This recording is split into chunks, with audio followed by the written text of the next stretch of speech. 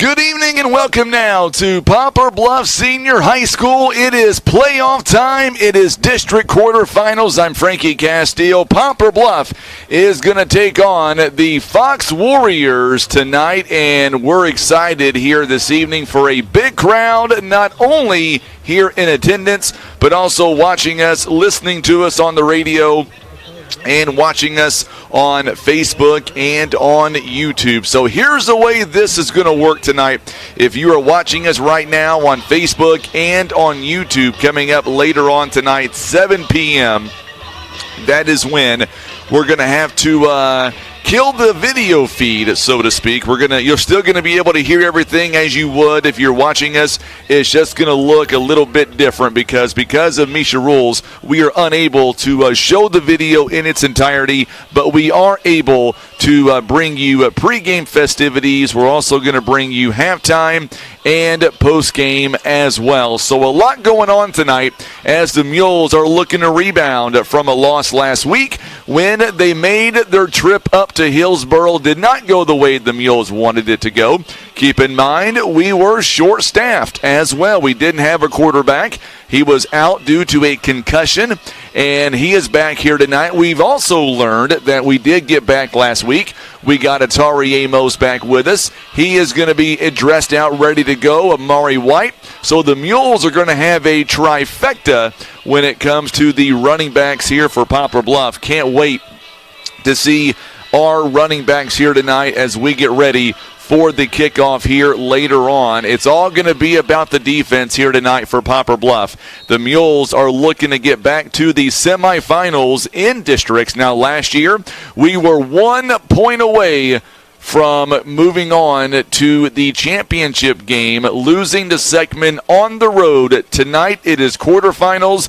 We've got a chance here to get Jackson in one more game this year. Jackson is nowhere near where they were last year. So for Poplar Bluff, they know what's at stake, and they know coming up here tonight, they've got to play well against the team that we, quite frankly, had our way with in week number 6. But here tonight, it reminds me of a couple of years ago when the Mules took on Fox, beat them big time in the regular season, and then they would come back and wear us out in the district playoffs.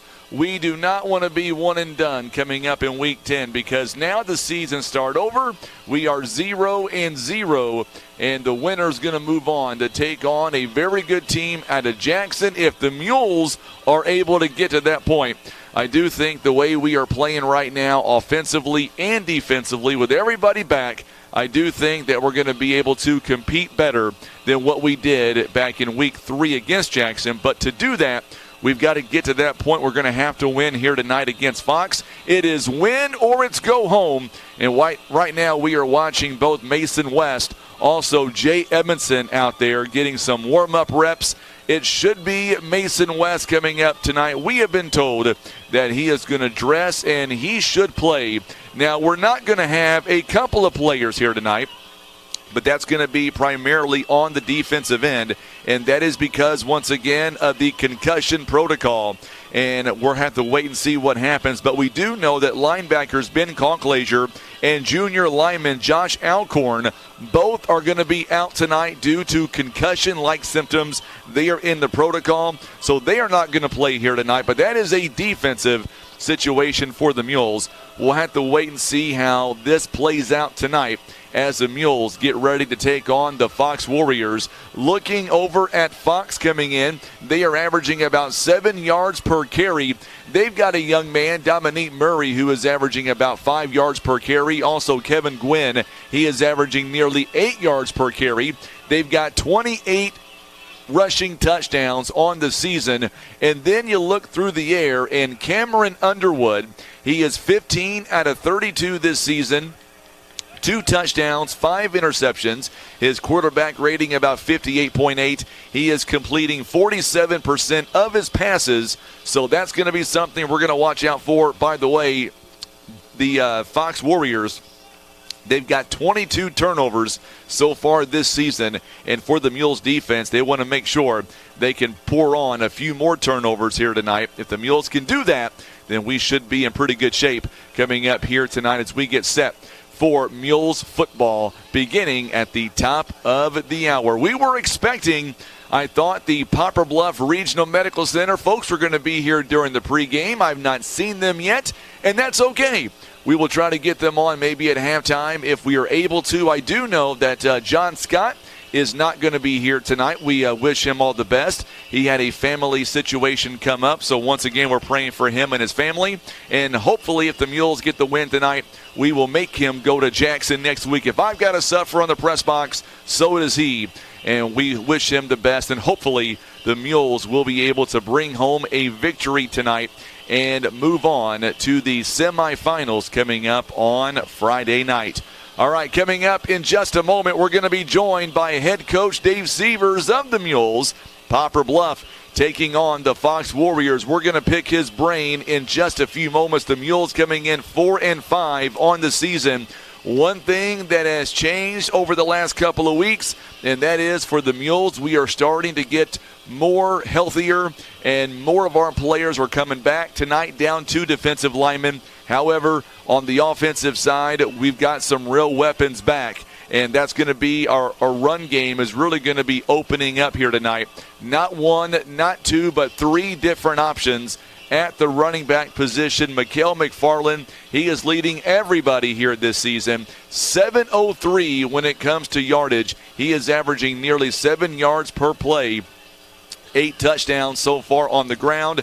And then welcome back, Atari Amos had a touchdown last week, or 2 weeks ago rather. And of course he is averaging about 5 yards a carry. Amari White, he joined us a few games ago also. He's got 1 touchdown run.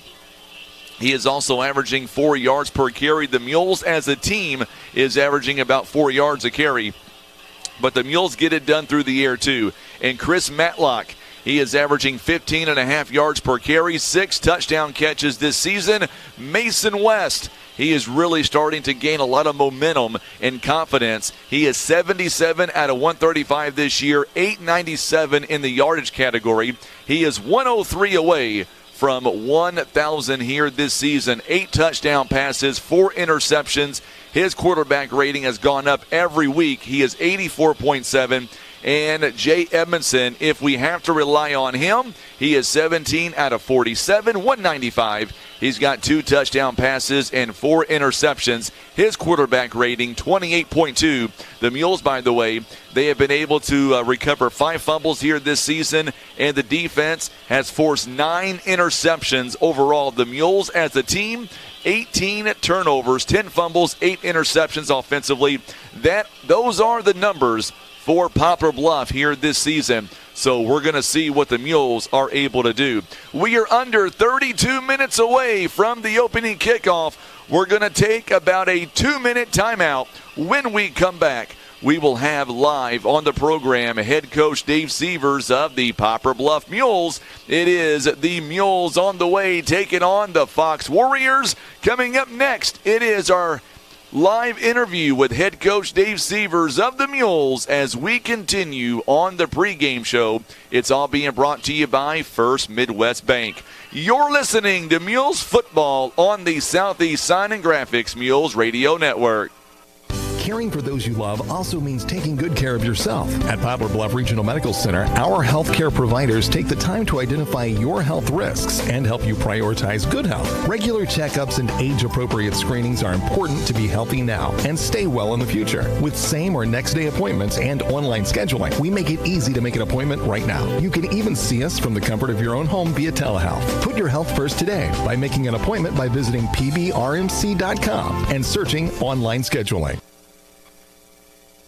Breathe easier and extend the life of your HVAC system, plus fewer repair bills with Air Solutions Comprehensive Maintenance Plan. You'll save money and get the peace of mind that only comes from calling Air Solutions, 785-1500. Want a career and not just another job? It's waiting for you at Briggs & Stratton. Great pay, great benefits, and continuing education. Everything you and your family deserve. Go to careers.basco.com and look at Poplar Bluff job openings. Christian Automotive and Tire. Quality name brand tires that you know and trust. They also have ASE certified mechanics that have the training, tools, and knowledge to fix your vehicle right the first time. Business 67 South in Poplar Bluff. Eye Care Specialists is committed to the protection and the preservation of the precious gift of sight. Nothing is more important than your eyesight. That's the way the doctors of Eye Care Specialists see it. Protecting your toys are just as important as protecting your daily driver. First Choice Insurance can help find the coverage for your ATVs, boats, and campers that will give you peace of mind and not break your bank. So don't forget to allow First Choice Insurance to review your insurance needs today.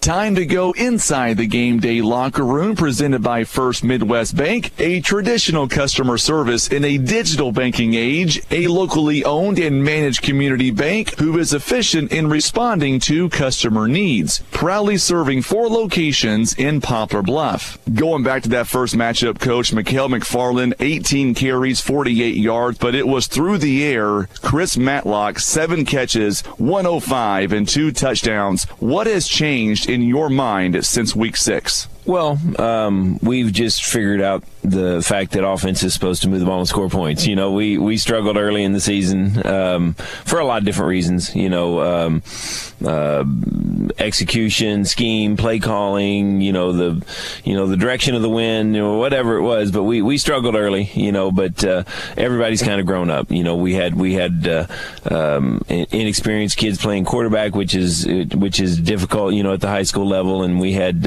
offensive linemen that weren't blocking well, and we've just gelled. The kids kept working. All the credit goes to the kids. They've kept their heads up, and they kept going. You know, you start 0-4 when you're expecting big things. You know, you could get down, but they didn't. We've been able to kind of right the ship. And you know, last week we took a pretty good thumping against Hillsboro, but we were able to do some good things. You know, and you know, that game, it got kind of ugly. But when you take away the first 2 times we touched the ball, we turned it over, you know, and gave them 14 quick points. You know, after that it was 28-14 against a really good team, and we were, you know, we didn't have quite all our have everybody available last week, you know, at times. So you know, we feel good about tonight. You know, it's just a fact that the kids stayed on course and kept working hard, and we're all credit to the kids, especially the seniors. Let's talk about some of these seniors. And first things first, what about Mason West? We know last week he was out. What about tonight? Mason's ready to go. He's had a good week of practice. You know, he got body slammed pretty good. It wasn't dirty, just he got slammed pretty good down at Kennett, and kind of got progressively worse as the night went on. So we pulled him out, and they diagnosed him with a concussion. And once that happens, you know, they put him in what they call concussion protocols, and there's certain steps they have to follow, and you know, kind of different little tests throughout the week they have to pass. But no, he's had a good week of practice, and Mason's ready to go. And then on the running back side, Atari Amos, Amari White, both had touches last week. That's a great sign for the Mules. What are you thinking tonight about the run game? Well, Mikhail has obviously kind of solidified his spot as the guy who deserves to get the start. But you know, it's great to have those 3 guys. I told Coach Patillo earlier in the week, we need to, as much as possible, we need to have all 3 of those kids on the field at the same time. And then when you put Chris and Jared in, and Darius and all of our kids on the wideouts, put them all on the field at the same time, it give defense coordinators nightmares, because we got a lot of talent. And so, you know, we're going to try and get them all on the field as much as we can at the same time, as much as possible, and you know, it's just good. It's good to have the problem of having too many athletes. After the 0-4 start that we had, are you happy with the number as far as being the number 4 seed overall in this district? Yeah, you know, losing to Cape and Jackson kind of solidified our spot. You know, so you know, we're just.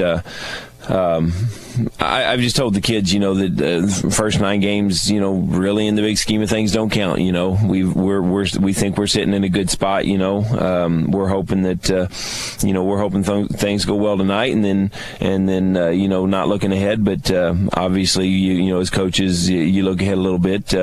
We've got a rematch with Jackson, which seems to kind of be the case the last few years.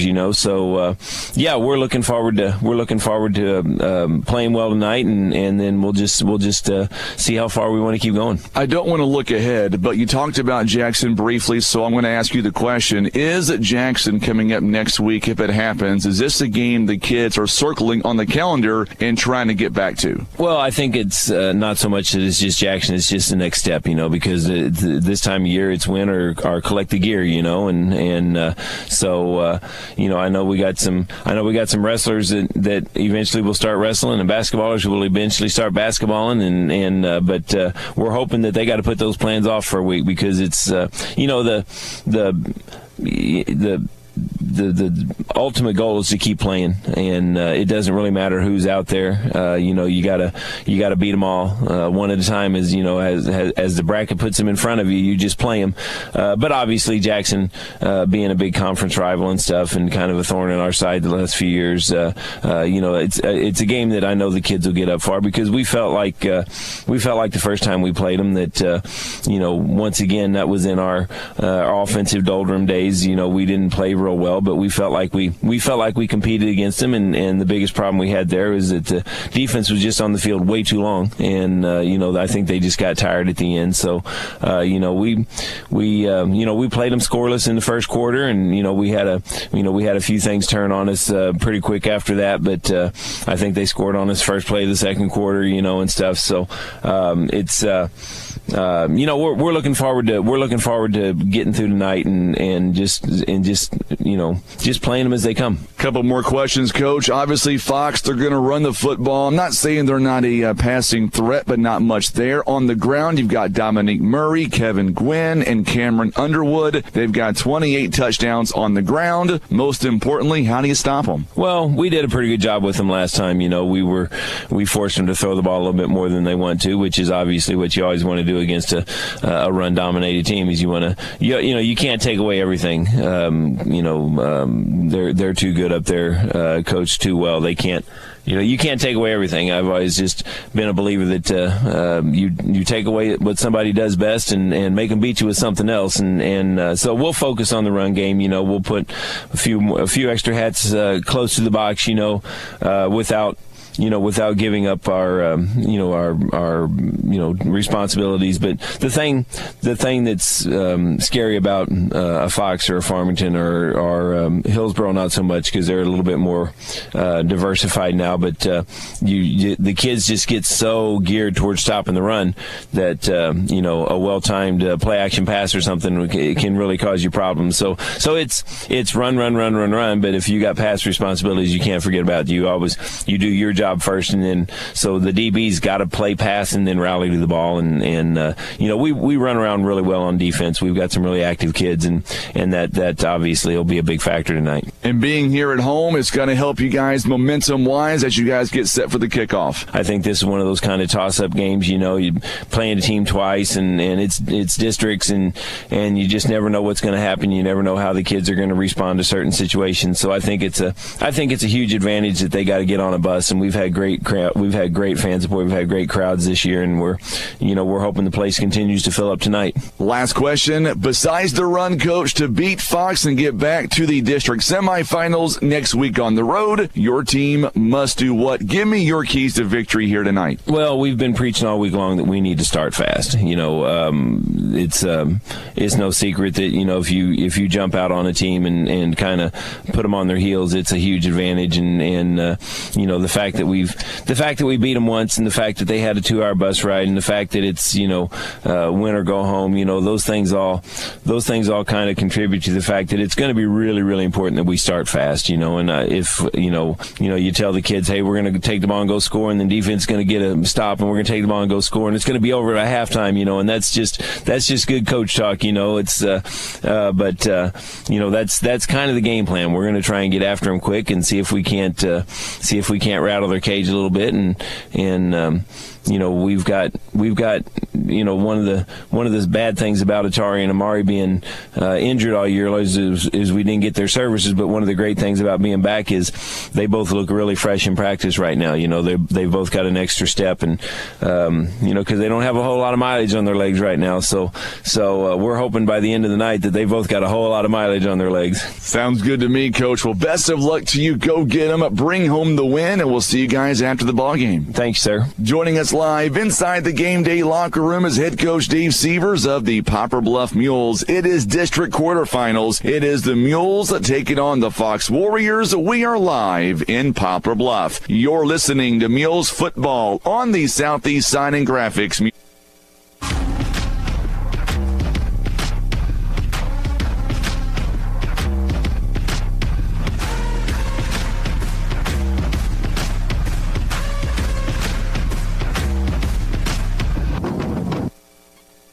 Kevin's Auto and Tire is a family-owned one-stop shop for fast, friendly, and affordable automotive services with the latest tools and technology, as well as their time-tested automotive knowledge. They're guaranteed to get your vehicle fixed without breaking the bank.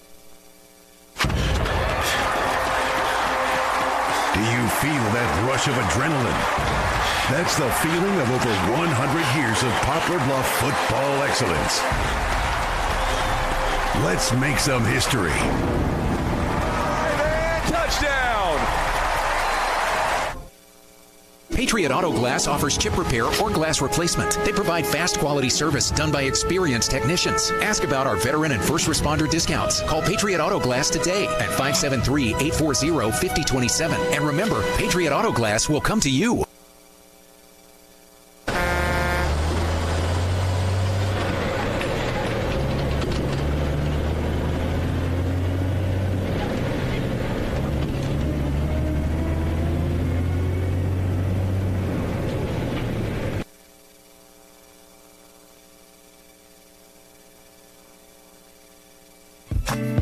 All right, we are back here live in Poplar Bluff. We appreciate Coach Dave Sievers for joining us here in the game, or I should say letting us go down to the locker room for our live interview.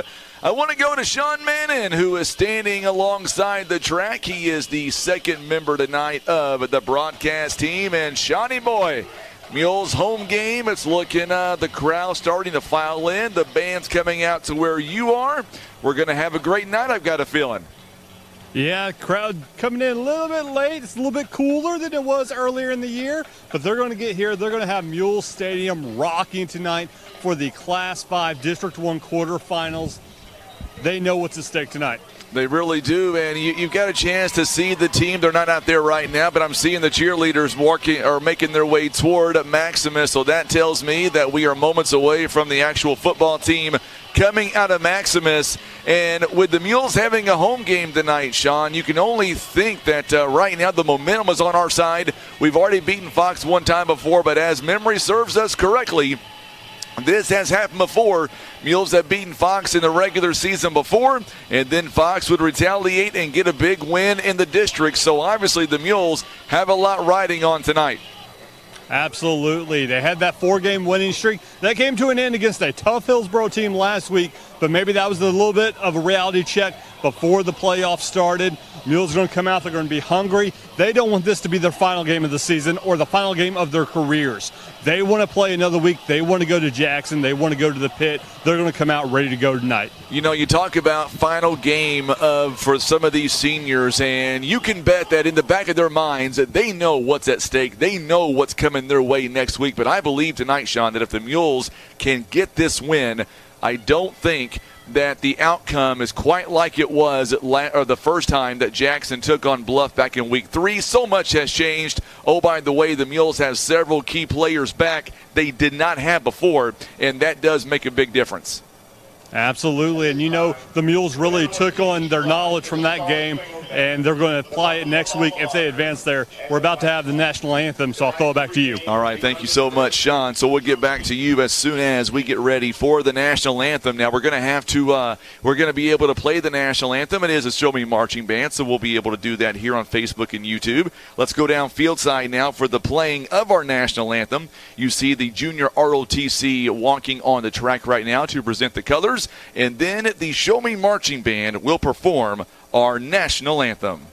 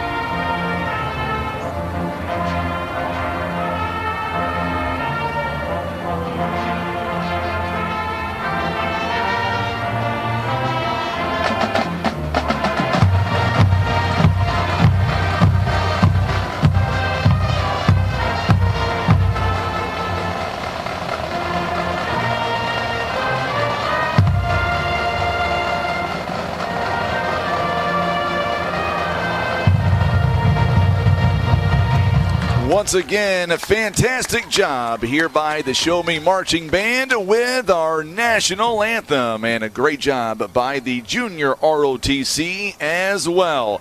Want to go to our comments section here. Carol Burgess says, let's go Mules. Ron Withrow tuning in says, go Mules as well. Lisa Robertson says, let's go Poplar Bluff.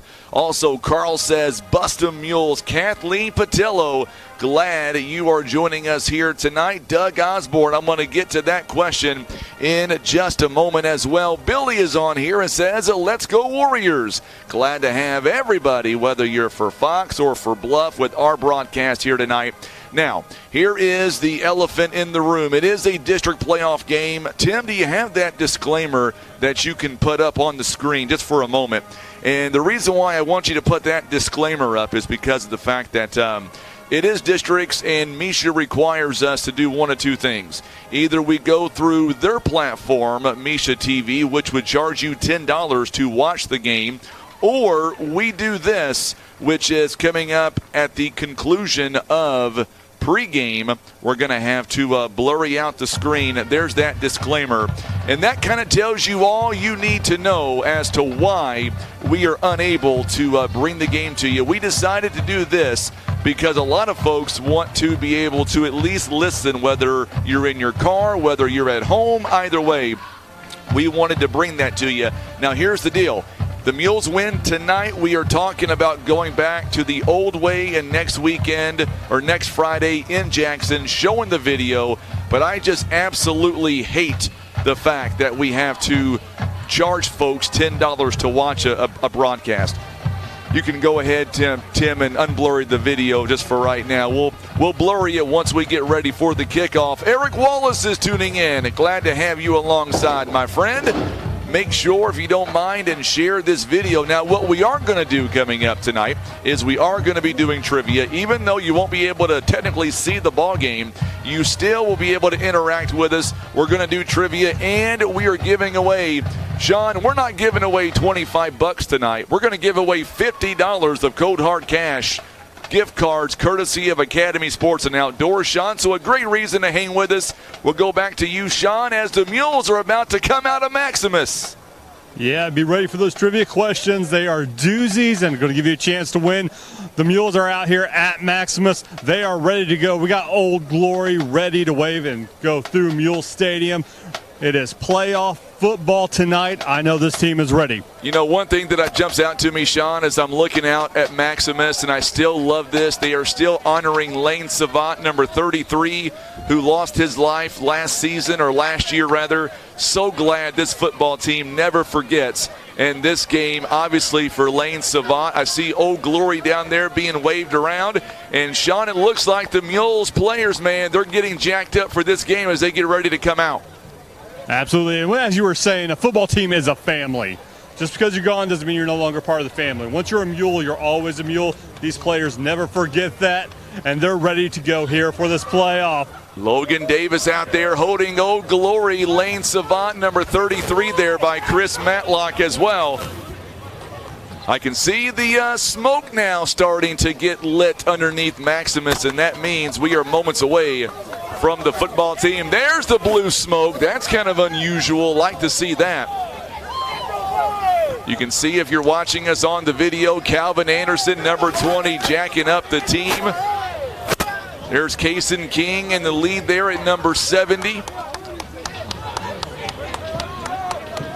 I know Sean's over there by the team. We can hear them all jacked up, kind of yelling. Here we go.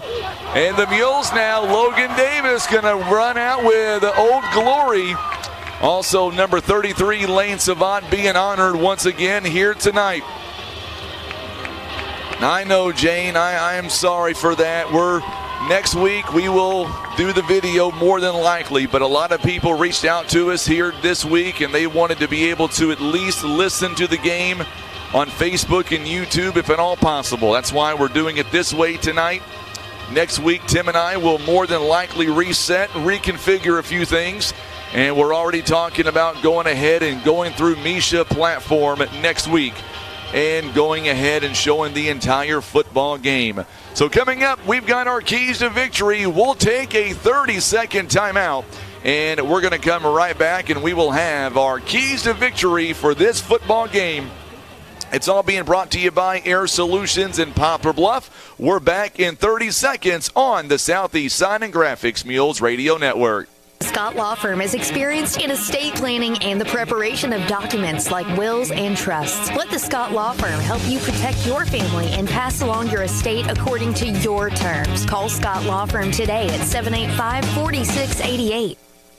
Southeast Signs and Graphics of Poplar Bluff can handle all of your printing needs, from t-shirts, wall displays, banners, and so much more. Call their team at 573-772-5566 or get to southeastsignsandgraphics.com. All right, so we are back here live with our keys to victory. It's all being brought to you by Air Solutions in Poplar Bluff, and very simple here tonight.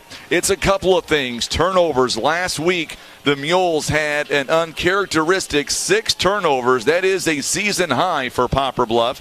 Mules are going to have to correct that here tonight. They've got to be able to hang on to the football. Offensively, the Mules were not able to move the football effectively against Hillsboro.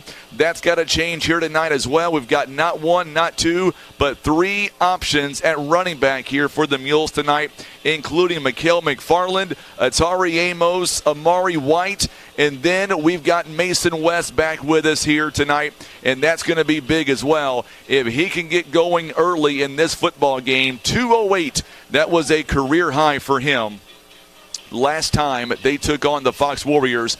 They get him going, Sean, and they get this offense going. If they can keep the Mules defense fresh and this offense can get those long, sustaining drives, I know you said you think that it could be a lot closer than what people think, but I think tonight, Sean, that if the Mules can do those things, I like our chances coming up here tonight.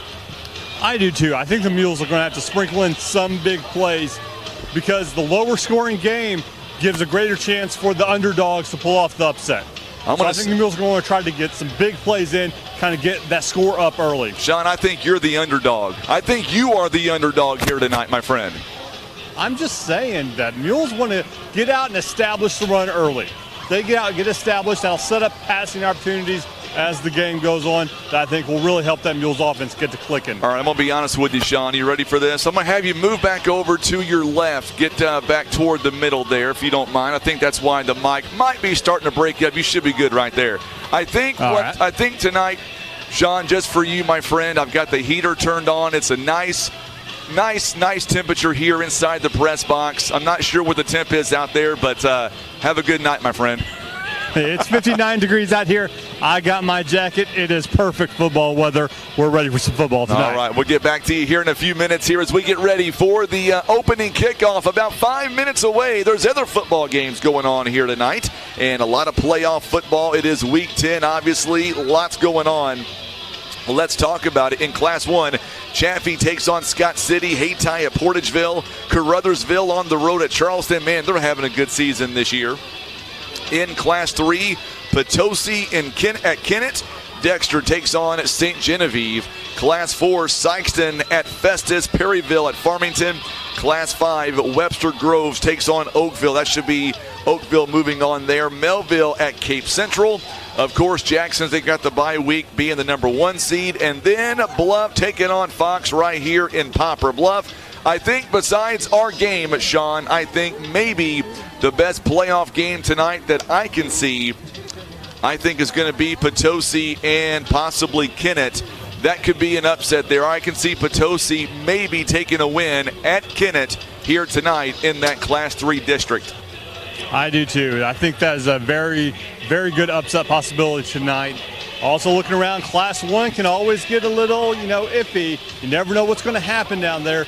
So we're looking forward to see what's going to happen all across southeast Missouri. Man, I love this time of year because anything can happen, Sean. If you have a bad night, it could go against you, and that can happen tonight for either one of these two teams. Absolutely. It doesn't have to be a bad night. It could be a bad drive. It could turn the entire tenor of the game. So you know that the coaching staff here on the Mule sideline are going to be up on their players. Tell them, hey, you got to be sharp. Can't be making any mistakes. One pick six, and suddenly the entire game's changed. All right, so let's do our captains here tonight. Let's start off with the Fox Warriors wearing the white jerseys with the black pants and the red numbering. Number 5, Kevin Gwynn, a 6-foot junior, going to come out momentarily. Number 12, Junior Pisoni. He is a 5'10 senior. Also coming out, number 42, Sam Street, a 5'11 senior. And number 55, Tony Redding. He is a 5'9 senior. Those are the captains for the Fox Warriors. On the other side, Poplar Bluff wearing their gray home jerseys with the maroon pants. Coming out for the Mules, number 11, Matt Wilkerson, a 5'6 senior. Also coming out here this evening for the Mules is number 7, Mikael McFarland. He is a 5'9 senior. Number 36, Jaredon Young. He is a 6'3 senior.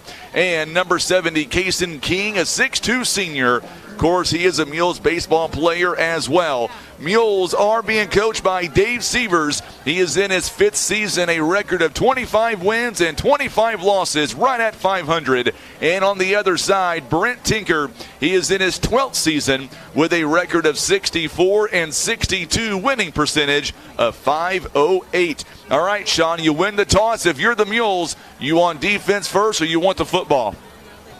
I think they're going to defer and they're going to wait to take the ball at halftime. He's so I think coy. They trust their defense. Tim, he's so coy when he said that. We're going to defer. I like how you said that, Sean. You're very confident by saying that. I mean, I think that's what they're going to do. I think you're right 100%. If you win the toss, I think Coach Sievers, he wants to stick that great defense out there. And we're going to see. Here we go. So let's see who's right.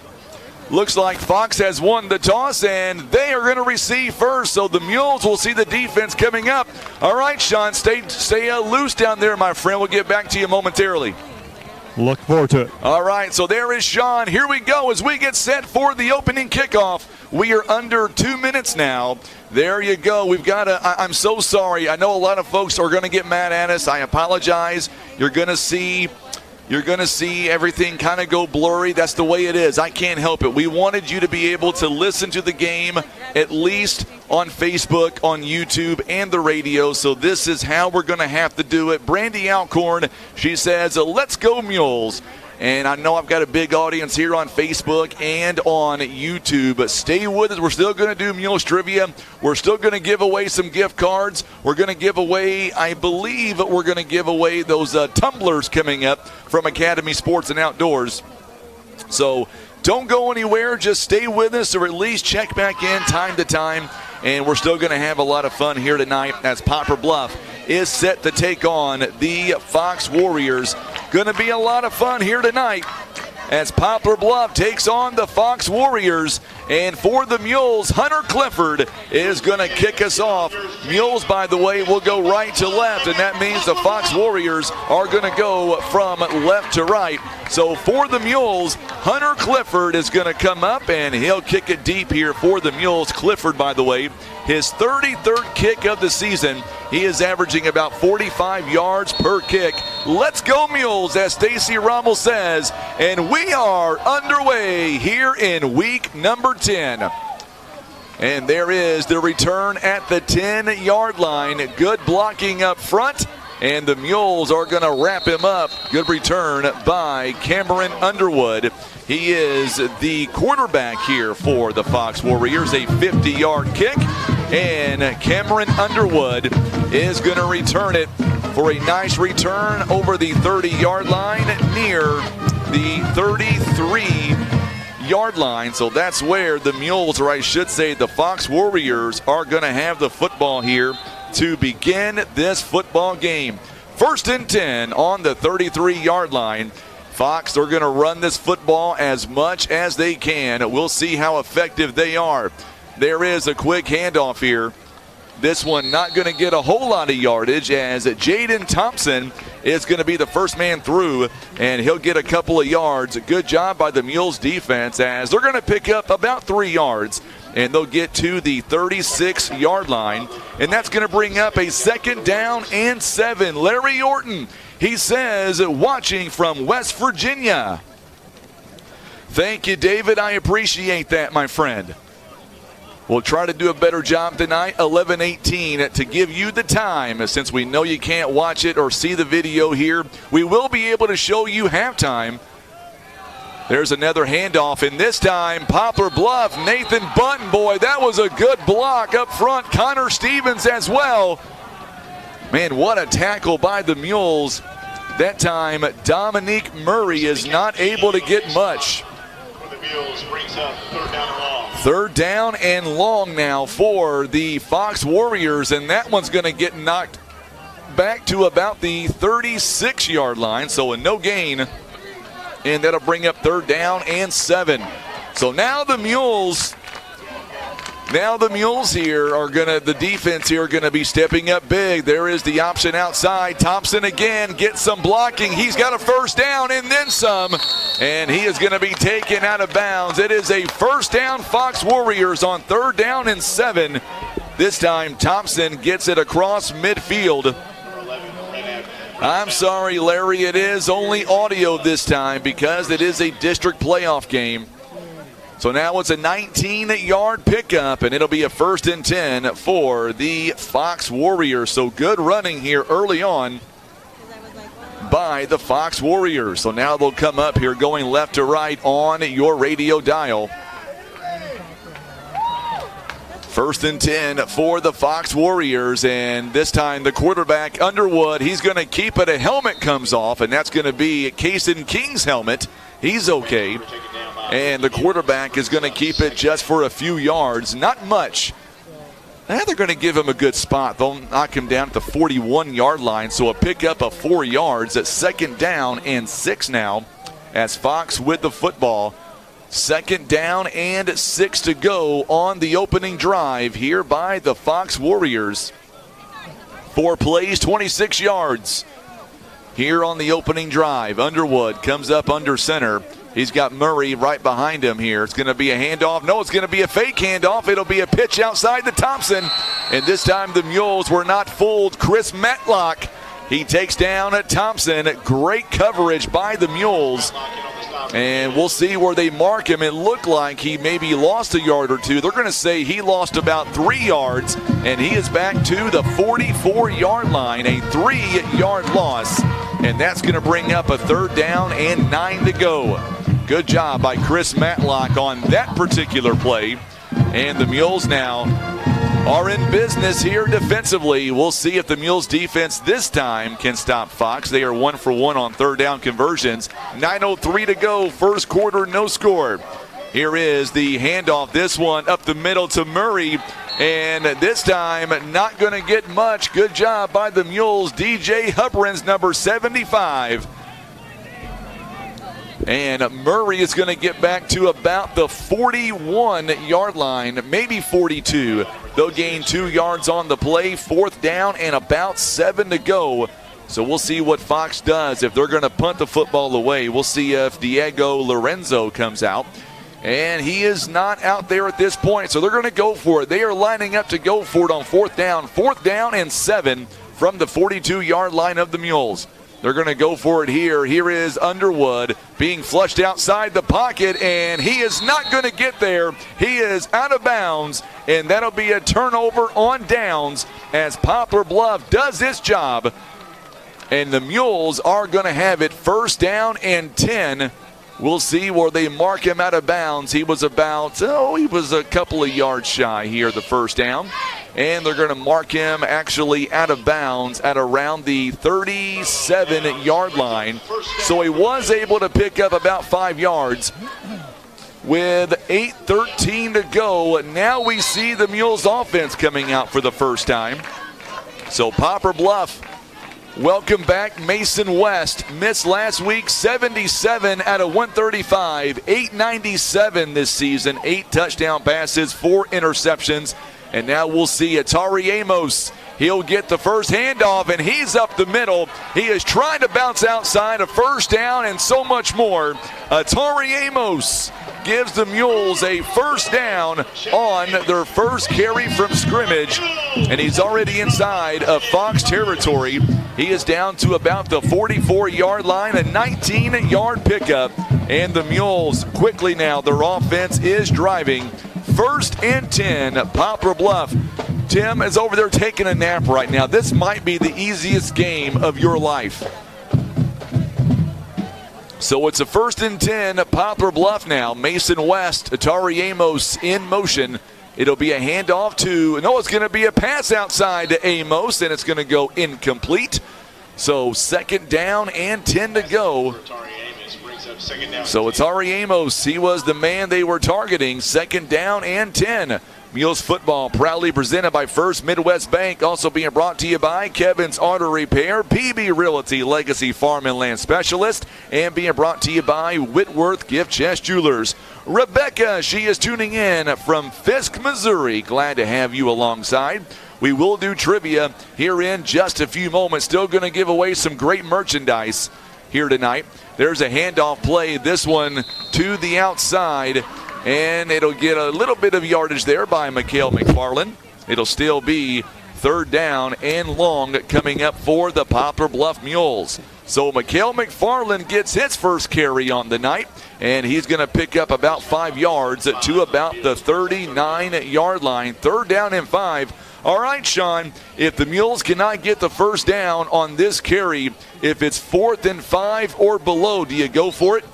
Absolutely. All right. There's no reason to try a punt with this short of the field. I say you go for the 1st down. All right, let's see if the Mules can pick it up here. It is under 7 or almost 7 minutes to go here in the first quarter. Mules, 3rd down and 5. There is a handoff to Chris Matlock. We don't got to worry about it as Matlock is going to get the yardage that he needs for the 1st down. Needed 5 yards and got about 6. It'll be a Mules 1st down all the way to the 32-yard line. So give him 7 yards, and the Mules are in business. 1st and 10, Poplar Bluff. Good run by the Mules on their opening drive right now. Fox, their opening drive, it stalled out on the 42-yard line. They went 7 plays, 30 yards. Mules have done 4 plays so far this drive, 31 yards. So good job for the Mules on the opening drive. McFarland lining up right beside him this time. West going toward the end zone. He's got Matlock. He's open. And that'll be another 1st down. Poplar Bluff all the way down to the 11-yard line. What a catch by Mikael McFarland. That is a 21-yard pickup. And they're going to say he is all the way down. Well, they're going to say the 11-yard line. So a 21-yard pickup. It is a first down, Poplar Bluff, with 6:25 to go here in the first quarter. And now the Mules inside the red zone here for the first time in the football game. Poplar Bluff, when they get inside the red zone, they have scored 8 out of 14 times so far this season. Pretty good numbers. Mikael McFarland trying to bust through the pack, and he's not going to get there, but he will get to the 9, a couple of yards there on that carry. So second down and about 8 to go from the 9-yard line. Mules inside the red zone. They are scoring 57% of the time with a touchdown. Miss Diane Taylor, Lonnie and Diane Taylor are tuning in with you. I appreciate that. We'll see you guys very soon in December at the Poplar Bluff Showdown. I know my son's looking forward to seeing you guys also. He always gains a few pounds that week. He gets a lot of cookies that I don't get to eat no more. There's a pass to the outside and incomplete. A lot of contact there in the end zone as Romeo Walter was going for the catch. Mason Evans in the backfield there for the Fox Warriors, doing a good job of coverage. Incomplete pass, third down and 8. Stacy Rommel says, let's go Mules. So Poplar Bluff trying to put points on the board here in the early going of this football game. 5:21 to go. No score. We'll see what the Mules can do with it. Third down and 8. Mules have already converted a couple of times on third down here on this drive. They are 1 for 1. Mason West going to hand it off up the middle, and it's not going to be the first down. I don't believe it's going to be a little bit short. Little bit short. So it is going to be a fourth down coming up now for the Mules. And they're going to mark him down at about the 4-yard line. McFarland picked up 5 yards. So it's going to be on the 4-yard line, or 3 yards to go. And obviously you got to go for it here. You have to go for it on fourth down. And we'll see what option they're going to have this time. McFarland, he'll be the first man through. And they're going to hand it off to him. And we're going to get whistles here right off the bat. And we'll see what the flag is going to be on. It's going to be against Fox. It is a offsides. And now we'll see where they mark him down. It's going to be half the distance to the goal. So instead of it being on the 3, or the 4-yard line, it should be on the 2-yard line. So it's going to be offsides.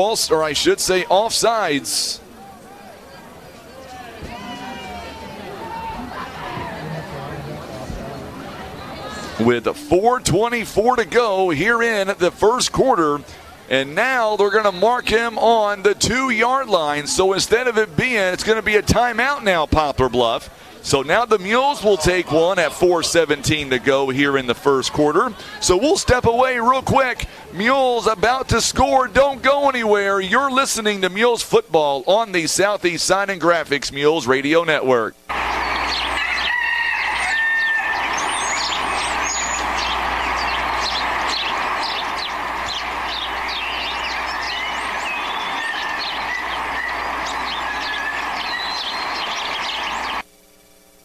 Whitworth Gift Chest Jewelers is a third-generation family-owned jewelry and repair store who have served the Poplar Bluff community for over 60 years. Our family has always worked hard to provide the finest jewelry creations and service imaginable. Fourth down and 1 to go here on the 1-yard line. Poplar Bluff with 4:17 to go here in the first quarter, trying to punch this in. The Mules on fourth down this season coming in at 42%. Can the Mules punch it in here? Let's find out. They've got Jared and Young lining up in the backfield. He may come in as the quarterback here. Wildcat, we'll see if he takes it himself. He's going to take it himself. Can he punch it in the end zone? And I don't think he did. I don't think he got it. I think they're going to mark him down at the 5-yard line. They will. And that'll be a turnover on downs. So Jared and Young on the run that time is going to lose some yardage. Poplar Bluff unable to punch it in. It'll be a 3-yard loss with 4:11 to go here in the first quarter. And Fox will come out on the offense. Poplar Bluff that time, Sean, unable to punch it in for 6 points.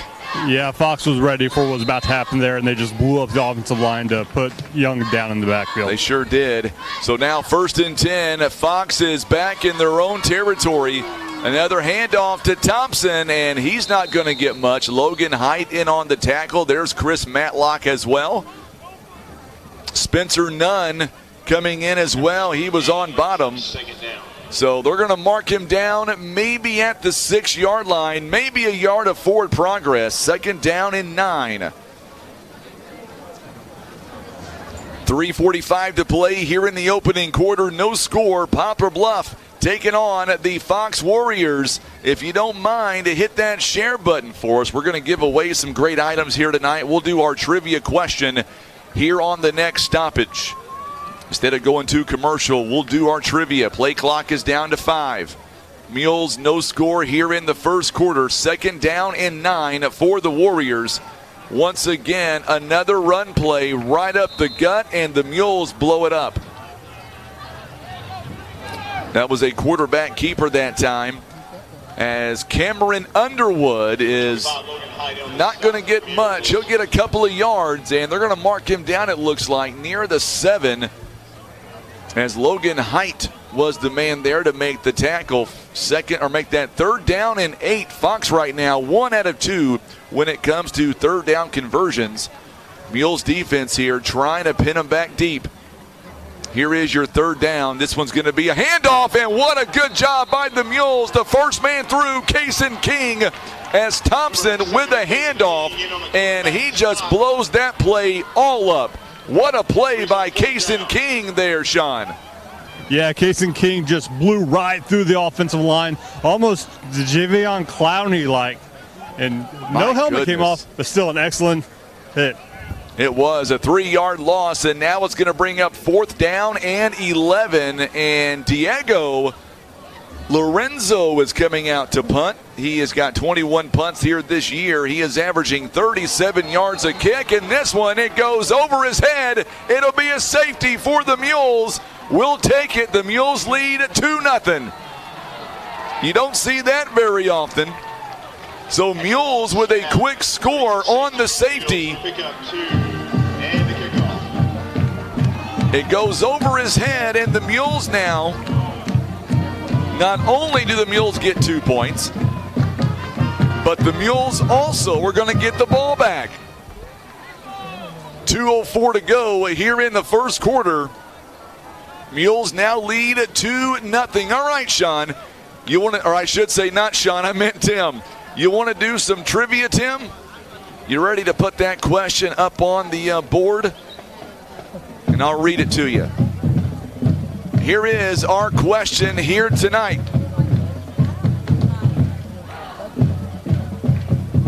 Since the new district playoff format began in 2012, how many times has Poplar Bluff played in the district championship game? Was it A5, B7, C0, or D3? If you know the answer, then make sure and comment on the Facebook feed, and you're going to win 2 tumblers from Academy Sports and Outdoors. We will pick our winner at halftime. There is the question. Go ahead, if you don't mind, and keep those comments coming in, and we will let you know the winner coming up at halftime. All right, so the kickoff coming up, the ensuing kickoff with 2:04 to go here in the first quarter of play. Mules with a 2-0 lead, and this one is going to be taken by the Mules at the 30-yard line. What a good kick on the freestyle there, and he's not going to get much on the return. After the kick, Mules take over the 23-yard line. Atari Amos is going to get it on the 23-yard line.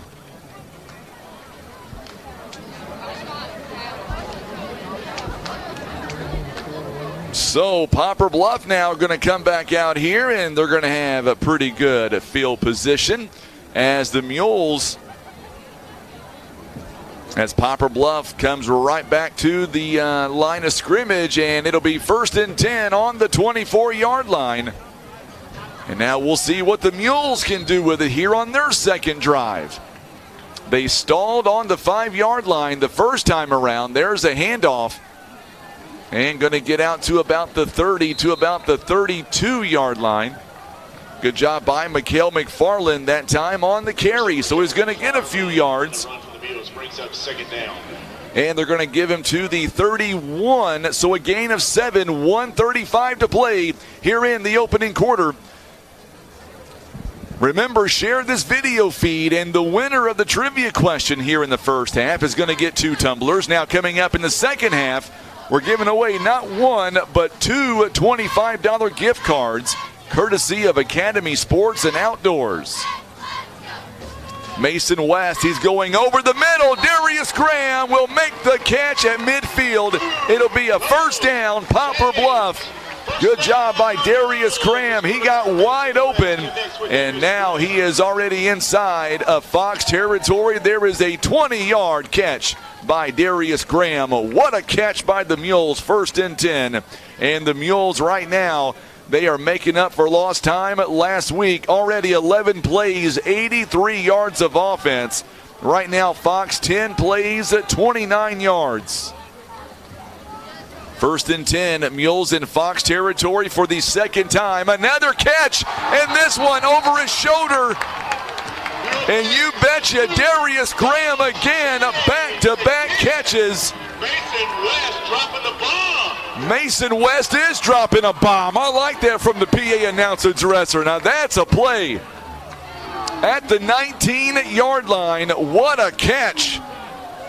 Brandon Spain, the PA announcer, 30 yards on the catch. He had that one right on the money. He said Mason West dropped a bomb, and he absolutely did. Mules in the red zone, back-to-back first downs. Still 2-0, and there's a handoff this time to Mikhail McFarland. McFarland going to bounce outside, and he will score. Touchdown, Mules. Mules now lead it 8-0 on a 19-yard touchdown run with just 4 seconds left to go here in the first quarter. What a drive by Poplar Bluff. Back-to-back first downs by Darius Graham on huge catches. And then the 19-yard touchdown run. Mikhail McFarland, his 9th on the season. So now Colton Palma comes up for the extra point. It is on the way, and it is good. And the Mules, they now lead at 9-0. Let's bring in Sean. What a drive by the Mules that time, Sean. Absolutely. 2 fantastic catches by Darius Graham. That forced the defense to have to spread out a little bit, cover the pass, and McFarland took advantage of that and took it all the way to the house for 6. They absolutely did. Mules now lead at 9-0, and check out some of this, some of the yardage right now, Sean. The Mules so far in the football game, 13 plays, 132 yards, but Fox 10 plays, 29 yards. Amazing defense early on by Poplar Bluff. Absolutely. Poplar Bluff's defense has been stifling, just stopping the Fox run game except for about 1 play. Other than that, Mules defense has been on point, getting the Fox team stopped tonight. Absolutely. Mason West right now, he is 3 of 5, 71 yards. Does have the touch, or I should say, he's got a big reason as to why they are 9-0 right now. Mikhail McFarland, 5 carries, 38 yards. He might get over 800 yards here tonight for the season. Does have a touchdown run. Atari Amos, 1 carry, 19 yards. Chris Matlock has a carry for 7 yards. Hunter Clifford now is going to kick us off here. And Fox this time will take it near the 22-yard line. Pisoni, he's going to get some space, and he's out to about the 40-yard line. So a pretty good return at that time, a 30-yard kick there by Poplar Bluff. And Pisoni is going to get it to about the 40, about an 18-yard return. Well, they're going to say he was down at the 39-yard line, it appears. Nevertheless, the Mules right now Roger Faith is tuning in. He is watching from Crystal City, Missouri. How's the weather up north, my friend? So 39-yard line, and that'll be the end of the first quarter. We'll step away 30 seconds. We'll be right back. Mules lead at 9-0 on the Southeast Sign and Graphics Mules Radio Network.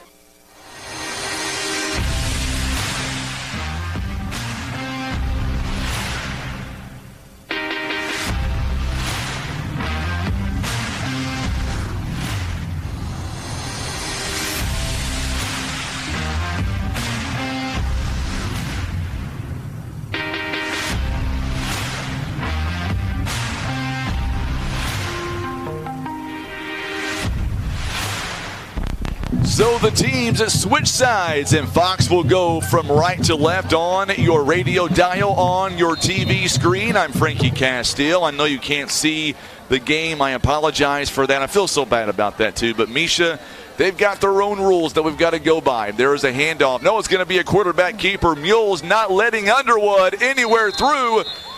That looked like WWE that time by the Mules, as number 44 for Poplar Bluff, Ian Pierce, did a belly-to-belly there. Is that what you call that, Sean? A suplex.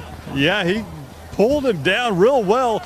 You might want to get him, on the wrestling team. Maybe he might be on the wrestling team. You never know. That was one of those suplexes that time. He got about a yard of forward progress. Second down and 9.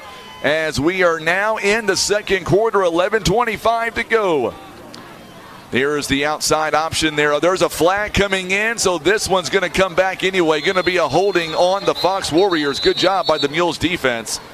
They were not fooled. Spencer Nunn doing a good job defensively that time. Also, there is Clayton Stark. I almost said Jarrett Stark. I had him on the air last week with me on the in Hillsboro. And now it's going to be against the Warriors, so it's going to be a chop block. Obviously, you're going to accept the penalty, I would imagine here. No, they're going to decline it. Okay, so it's going to bring up second down, or third down rather. So third down, and the Mules, they declined it, and it's going to go back to the 39-yard line. That's where, so we're back at about third down and 10 now. Mules, they don't want the penalty. They want to play football. Loretta Lynn Hart says, awesome kick, Hunter. You betcha. He has been huge all season. Here's a big third down coming up. They're going to throw the football this time. A lot of contact. Incomplete. It was intended for Kyle Gast. Good job by Darius Graham. Chris Matlock on the coverage. And that's going to go incomplete. And the Mules defense, they do it again. And Fox now, they're going to be forced to punt the football away to Poplar Bluff. Good job by the Mules on defense. Central right now, they lead their ball game at 21-0 over Melville. Saw that one coming. Sykeston leading, or I should say trailing Festus 8-6. That is midway through the first quarter. Now we get a whistle here. Not sure what the stoppage of play. Oh, I know what the stoppage is now. Fox didn't have enough guys out there. Only had 10.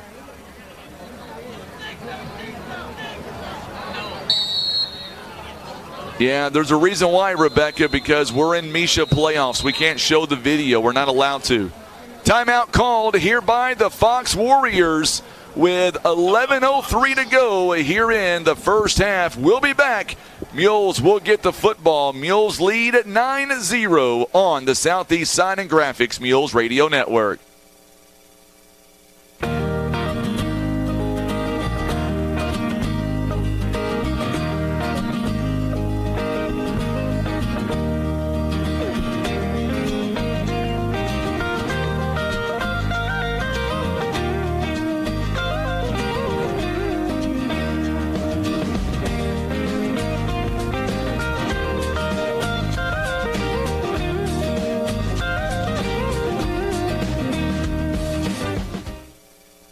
And we are back here as the Mules right now have a 9-0 lead. And for those of you tuning in on Facebook wondering why you can't see the ball game, we have that disclaimer up on the video because of MISHA rules, the High School Activities Association. They regulate what we can and can't show during the district playoffs. And if we show the video, you have to go through MISHA TV and spend $10 to do it. And we don't see a dime of the money, nor does the program. So we decided to just do the video. Tim, you want to be a star? Is that what it is? He's getting near the mic. 4th down coming up here for the Mules. As Diego here with a good kick. This one's going to go downfield. Mules will take it on a bounce. Boy, the Mules get away from one block. Chris Matlock, and he will run out of bounds. And the Mules are going to have pretty good field position here to begin their next drive. So good job by Lorenzo as the Mules, Chris Matlock, took it on the run. And he's going to return it to the 37-yard line, a return of 17 yards. 10:54 to go here in the first half. Mules with a 9-0 lead. So Poplar Bluff coming back out. Make sure and share this video for us. If you've answered our trivia question, we'll have Tim put that trivia question back up on the screen. And we'll let you know who the winner is coming up at halftime. The winner is going to receive 2 tumblers courtesy of Academy Sports and Outdoors. And in the second half, we're going to give away $50 courtesy of Academy Sports and Outdoors and gift cards. Here is a fake handoff. This one to Chris Matlock. He runs the outside. He'll get near midfield. It'll be another first down for Poplar Bluff. Just got enough. He got about 11 yards on the catch and run, and the Mules will have a first down on the 48-yard line, an 11-yard catch and run by Chris Matlock. Boy, the Mules are doing phenomenal here in this first half, and they are really taking it into high gear after last week's blowout against Hillsboro. They are not going to be denied, at least right now. 10:45 to go in the first half. There is a handoff. Mikael McFarland right up the middle. He's not going to get much on the run. McFarland gets maybe a yard, maybe 2, or maybe none at all. Now the back line judge is going to move back to the 48-yard line. Nope, they're going to give him 1 yard of forward progress. 2nd down and 9. 2nd and 9 for the Poplar Bluff Mules. Boy, the air game right now for the Mules has been pretty good so far. Mules right now, just 4 catches, 82 yards on the ground. Offensively, 144.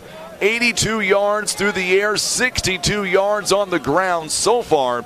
It has been a pretty balanced attack here by the Mules. We will see if they can keep this up. Jaredon Young is in motion. They're going to hand it back off to Mikael McFarland. Gets away from one tackle, and he won't get away from another, but he's already in Fox territory. Sean, what a run that time by Mikael McFarland. He was stopped in the backfield and still able to pick up about 5 yards. Absolutely fantastic from speed from McFarland. Was able to get past that first pursuer, ran into a couple tacklers. Good tackling on Fox's end right there to bring him down around the 45. It's going to be a big 3rd down here with 9:44 left in the first half. 3rd and 3 to go here for the Mules, and so far on 3rd down, they are 1 out of 2. Let's see if they get it here. 3rd down and 3 with 9:43 to go here in the first half. There is a handoff again, same play as before, and McFarland this time is not going to go anywhere. He is going to be in the backfield. Good job by the Fox Warriors, and they're going to lose a yard, and that's going to bring up a 4th down and 4. Sean, you got to go for it, right? I think so. I think with the way the Mules running offense has been going tonight, I think you take this chance. I think I would pass, Sean. I think I pass. What do you think? 4th and 4? I think they're going to run it. You think so? All right, we'll see what happens. All right, 4th and 4 now. Mules here trying to get a first down. They've got to get to the 41. There's the option. Pitches it outside, and Matlock is going to be out of bounds. I don't believe. Well, maybe he did get a first down. We'll see where they mark him down. It'll be near the 40. Are they saying 41 or 40, Sean? No, it looks like they're going to put him on the 42. But it's going to be right there on the line. And that was Matlock, right? I believe so, yes. Okay. Now there's a lot of question marks as to now they're going to have to measure this. I don't know. I thought he had it. One official said yes. The other one said no. Mindy Wilson tuning in. She says watching the Mules from Poplar Bluff. Well, they're going to have the measurement here, so we'll see what happens. So we're going to give away some gift cards coming up here tonight, Sean. And realistically, I know what I want to get to goal-wise. Last week we had 64 shares total. Before it's all said and done in this football game, being districts, I know a lot of folks aren't going to, they want to watch the video, but we're going to give away some gift cards coming up. I think, Sean, we still might be able to get to 55, 60 shares by the end of the football game. What do you think? I agree. The Mules fan base is real rabid, and I know they're going to want those. All right, Sean, is it a first down or not? No, it looks like it's going to be. No, Fox got it, yeah. First down for Fox. Fox got it. So Matlock is going to be just a little bit short and not by much. So Matlock could not get the first down on fourth down, and they're going to mark him down. We still don't know where they're going to spot the football. I'm thinking 42-yard line. 42-yard line, Sean? Yeah, they have the ball just touching the 42 while the first down marker was on the other side of the 42 hash. That's how close it was. So they gave him about a 4-yard gain. So there you go. So here we go now as the Mules are back on defense here. We'll see what they can do with it here on the first. It's going to be an option play outside the Thompson. And what a play by the Mules, Logan Height. He was the first man through, and Fox is not going to go anywhere that time as Thompson was dead in his tracks. Soto also making a big tackle, and they're going to mark him back at the 38-yard line, a loss of 5. Good play by Poplar Bluff. Good job by the Mules that time. Defensively, the Mules are very sound right now. That's impressive. Now there's a handoff again. Thompson unable to get much going. He's not going to get much on the play. Logan Height just grabs his ankles. I like that play by Logan Height, Sean. He just grabbed the ankles and would not let go of Thompson. Absolutely. You just get your hold on the offensive player and don't let go. There's not too far they can go. 3rd and 13. Mindy Wilson, die-hard Mules fan. Glad you are tuning in tonight. Still a pretty big audience here on Facebook and YouTube. We appreciate you there. And outside there as Underwood is going to make the pass. It is good to Dominique Murray. A flag comes thrown in all the way from the 30-yard line. I think the flag went farther than the ball. How often do we see that, Sean? Give me the, what's it going to be on, Sean? Looks like the Mules. I'm not for sure. Looks like a face mask. Is that what he said? It looks like a personal foul on the defense. I'm going to you because you can see him better. What is it? Is it holding? Or? Yeah, it's holding on the defense. And they're going to say decline. Yep, so they're going to decline it as the pass play was good by Cameron Underwood. Dominique Murray, they wound up wide open, and it's going to be inside Mules territory to the 47-yard line, a 13-yard pickup. And that'll be a first down for the Fox Warriors on the 47. 7:33. Astros lead 1-0. That's right, Roger. I completely forgot. Tonight is the Fall Classic. The World Series is going on. Once again, Underwood outside. He'll take it himself this time. He stiffs-armed the Mules, and he's not going to go a whole lot. Does lose his helmet there on the play. You hope he's okay. Good sportsmanship by Spencer Nunn trying to help him up. So Cameron Underwood, he tucks the ball and runs, and he will get a few yards. He'll get down to about the 42-yard line. So they're going to give him about a 5-yard pickup that time, and it'll be 2nd down and 5 to go. Sean, I didn't get a chance to ask you. Fall Classic, who you got, Astros or Phillies? I think the Astros in 6. Astros in 6. Real quick, Frankie, I do want to give you an update. Number 82 for the Mules has been talking with the trainer. That's Dane Looks like Dugas. He's kind of working on his right leg a little bit. All right, so Dane Dugas, see how that goes. thank you so much. Dane Dugas, we'll work on him, and we'll get back to you. 2nd down and 5. Josh Younger says, let's go Cam, talking about Underwood. Once again, Pisoni this time comes in, a Wildcat formation. Pisoni, I believe he's got enough for a 1st down. Good job by Junior Pisoni, and he's going to get down to the 34-yard line. A good move by him, and that's going to give the Warriors now an 8-yard pickup, and that'll be a Fox 1st down.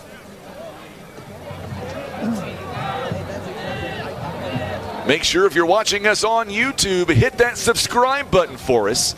Shannon Price says, go Warriors. Glad to have you alongside. Boy, they're playing tough right now. Underwood gets it to Thompson. Mules not fooled by the pass.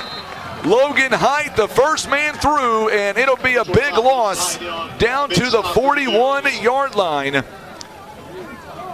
So Jaden Thompson is going to lose about 7 yards on the catch there. Actually, they're going to mark him down, it looks like, near the 42, so it's going to be an 8-yard minus there. 2nd down and 18. Don Collins says, let's go Poplar Bluff. I know John Scott is tuning in tonight, watching us. He had some family issues here. We wish him all the best, and hopefully we'll see him next week if the Mules can move on. This one is a handoff right up the middle. Good job by the Fox Warriors trying to sell that one. Dominique Murray. It'll be a 3rd down and long, but they're able to get maybe a couple of yards. They did have the Mules defense fooled for a moment.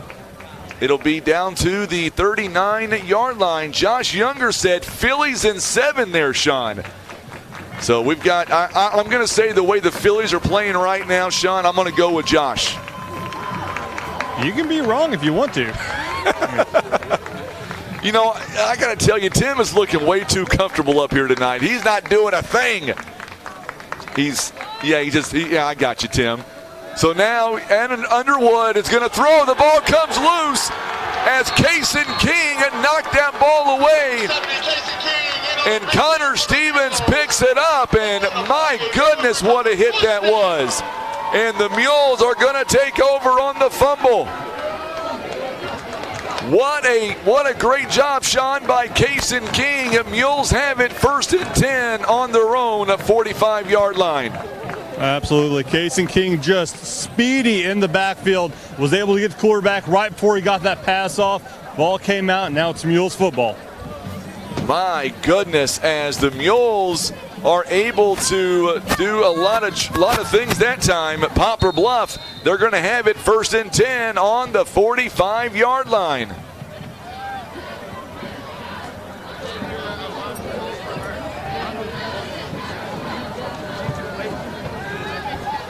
And now there is the first pass. This one is out to, looks like Jared Young, and Young is not going to go far on the play. Brings up 2nd down. So 2nd down coming up here.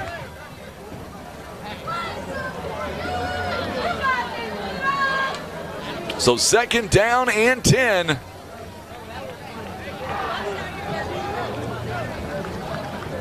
Mules now will have it.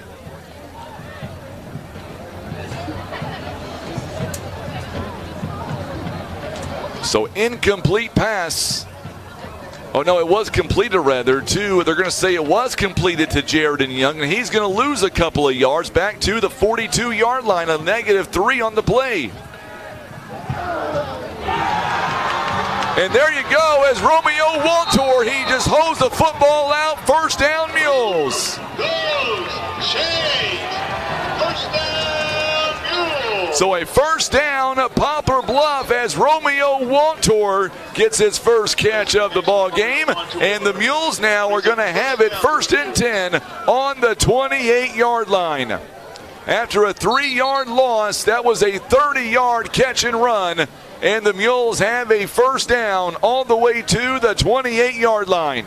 Mules still lead at 9-0. Virginia Roberts says, keep that momentum. Going to be a quick pass play outside, and this one to Chris Matlock. Oh, he came in with a helmet. Pass complete to number 1, Chris Matlock. No penalty on the play.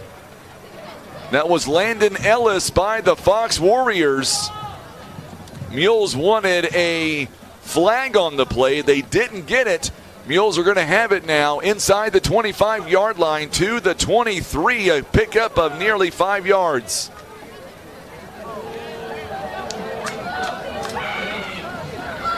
Mules driving yet again here on this drive. They lead at 9-0, 2:15 to play. They're going through the middle, and it's going to be near the touchdown. It is. Touchdown, Mules. Darius Graham gets a big touchdown catch, his third of the season. That one goes at 23 yards with 2:06 to go here in the first half. 15-0 Poplar Bluff. What a catch by Darius Graham, and what a throw by West. Here is the extra point. It is up and it is good, and the Mules now lead 16-0. We'll be back. You're listening to Mules football on the Southeast Sign and Graphics Mules Radio Network. Caring for those you love also means taking good care of yourself. At Poplar Bluff Regional Medical Center, our healthcare providers take the time to identify your health risks and help you prioritize good health. Regular checkups and age-appropriate screenings are important to be healthy now and stay well in the future. With same or next day appointments and online scheduling, we make it easy to make an appointment right now. You can even see us from the comfort of your own home via telehealth. Put your health first today by making an appointment by visiting pbrmc.com and searching online scheduling. So the Mules right now lead it 16-0, and what a performance here by Mason West, as Poplar Bluff now with already 200 yards of offense in the first half. West, 8 out of 10, 137. He's going to get very close. He's already surpassed 1,000 yards here this season. Congratulations, Mason West. He is over 1,000 yards on that touchdown pass. He's got 1 touchdown, no interceptions. Mikhail McFarland, 44 yards on the ground. Atari Amos with 19 yards. Mules doing phenomenal right now. They lead 16-0. Now the kickoff by Hunter Clifford. This one is going to go inside the 10, and it's going to get picked up. No, my goodness, what is it? Is it back at the 1? I think it is. As Thompson, oh my goodness, the Mules special teams. Now you don't see that very often. Thompson misplayed the football, Sean, and now they mark him down 1 yard line. Boy, the Mules defense in prime spot right now.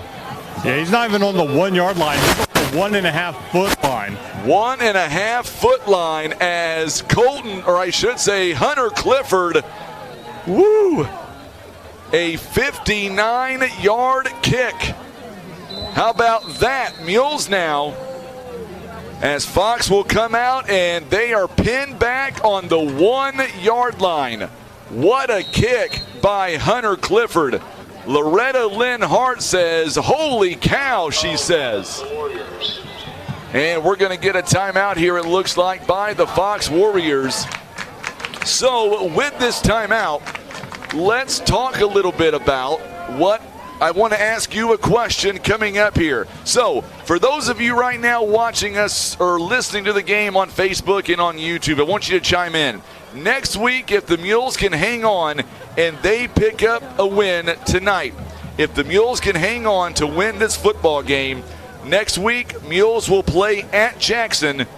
Do you want to see this game on the Misha platform where you got to pay $10?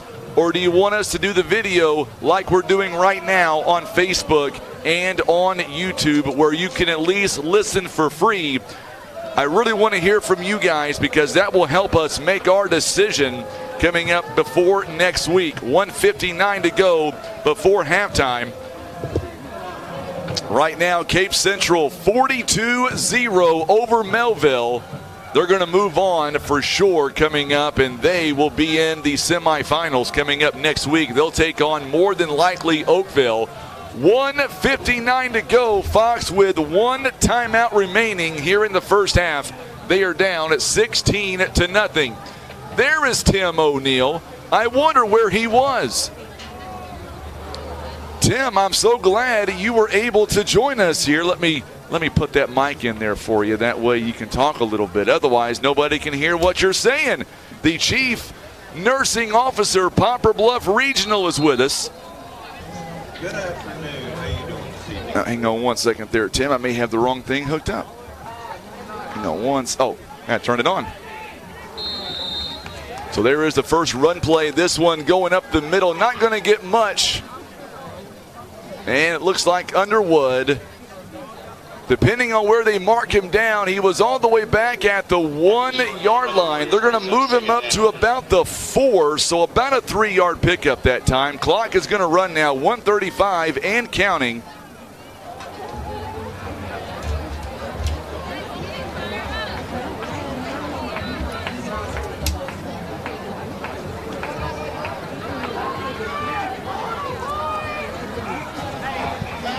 So now we'll see what they want to do here with 1:14 to play. There's another run play, and Mules are not going to take a timeout, or maybe they will. Yes, they will. So we'll step away with them for 30 seconds and come right back. Timeout called, 1:07 to go. Our timeouts are brought to you by Larry Hillis Dodge on the Southeast Sign and Graphics Mules Radio Network. Breathe easier and extend the life of your HVAC system, plus fewer repair bills with Air Solutions Comprehensive Maintenance Plan. You'll save money and get the peace of mind that only comes from calling Air Solutions. 785-1500. Want a career and not just another job? It's waiting for you at Briggs & Stratton. Great pay, great benefits, and continuing education. Everything you and your family deserve. Go to careers.basco.com and look at Poplar Bluff job openings. All right, we are back here as Poplar Bluff right now with 1:07 to go takes a timeout, and they've got one timeout remaining. It'll be a big third down coming up here. And Tim, there you go. Now I can hear you. Hey, how you doing? Pretty good, my friend. I'm glad you were joining us. I was running just a tad bit late this afternoon. Oh, I got you. I got you.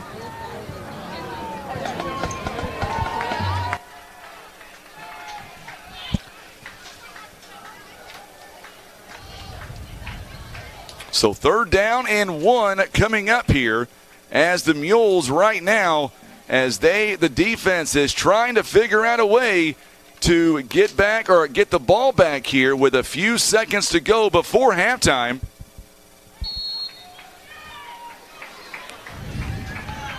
We'll have Tim O'Neill coming up here at halftime. He'll be joining us, and there's a flag coming up. Boy, the Mules here. Now it's going to be against Poplar Bluff, so we're going to walk it over. Offsides against Poplar Bluff, so the Mules will give Fox a first down. But as long as they don't score, that's all that matters here for Poplar Bluff. 1:07 to play, first and 10 on the 15-yard line. So now the Mules are okay if Fox just runs the clock down. It'll be a quarterback keeper, Underwood, tucks and runs, and he'll have it up to about the 25. And Fox might wind up and take a timeout here. Number 28, Logan Davis on this stop. Logan Davis, and that's going to be close to a first down. Matter of fact, he may have got the first down, depending on the spot. They're going to say 26, and he will have the first down. Timeout called with 1 minute to go, and that is Fox's final timeout here in the first half. So now if Fox is going to score, they've got 60 seconds to make something happen with no timeouts, and we will see what the Mules have in store coming up here as soon as Poplar Bluff. There we go, there we go. So Tim, we'll try this again. How you doing this afternoon? There you are. I'm not sure what that was about, but you were late getting here. I was told that you were enjoying some hot dogs, maybe. Is that what caused you running late? Well, I'll be enjoying a few here in just a few minutes once we're done. Gotcha. So we're going to have a lot going on. We're going to get back to our comments here in just a moment. 1st and 10. Ball on the 26-yard line. Got to be excited that Poplar Bluff right now up 16-0 right now over Fox. Defense, they have done their job. The boys are looking good tonight. They absolutely are. Offense is playing strong. Defense is holding the offensive line, so they're looking wonderful. So for the Mules now, 1st and 10, as we will see what Fox is going to do with it now. 1st and 10, 26-yard line. They're going to the air, and they're going to be picked off by the Mules. Who else? Darius Graham. He is doing it all both ways. Mules are going to have it 1st and 10 at 51 seconds. And Darius Graham not only catching footballs, receiving, he's also doing it for the Mules secondary as well. He sure is. He is on fire tonight. Defense is playing strong. Let's hope they can keep it up the rest of the game. You're not kidding. Good job by the Mules. And they're going to have it 1st and 10 on the 47-yard line, on their own 47-yard line. Darius Graham, what a good shot by him. 51 seconds now. And they've got more than enough time to try to put this ball in the end zone. Mason West, he's going to throw along the outside. He's got a receiver there, and he's going to get out of bounds. 45-yard line. Looks like Darius Graham makes that catch. Boy, Graham is having a great first half. We'll talk a lot about him coming up.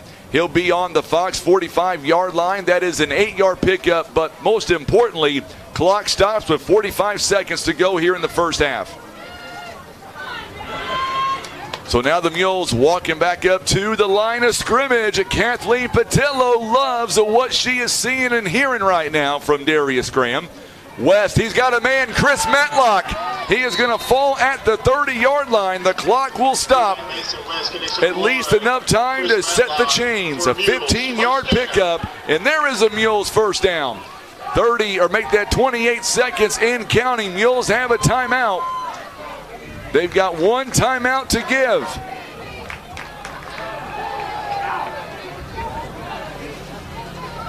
So now Mason West again. Oh boy, that could have been intercepted. It was batted by Chris Matlock. Mules got lucky on that one. Tell you what, for the Fox Warriors, they had a man there. Landon Ellis could not come up with it. 2nd down and 10 to go. 12 seconds left here in the first half. They definitely have enough time to put it in the end zone. Yes, they do. Mules up 16-0. They've got to go 30 yards or 29 yards to make it happen. 2nd down and 10 to go. I know I asked you all a question coming up at halftime. I'll go over everything in just a moment just because we had so much going on. We had a couple of audio issues. Play clock is down to 1, and there's they just get it off. They're going to go toward the end zone. They've got a Fox player there. It's going to be picked. Is it picked off? Yes, it is. It's intercepted by the Fox Warriors. And the pickoff man that time is Odie Stranger, and that should end the first half with 6 seconds left. So Mason West ends up throwing the interception at the 4-yard line, somewhere in there. They keep walking it back. It might wind up and be on the 1-yard line. So it is going to be a turnover for the Mules. And now Fox will have it with only 6 seconds left.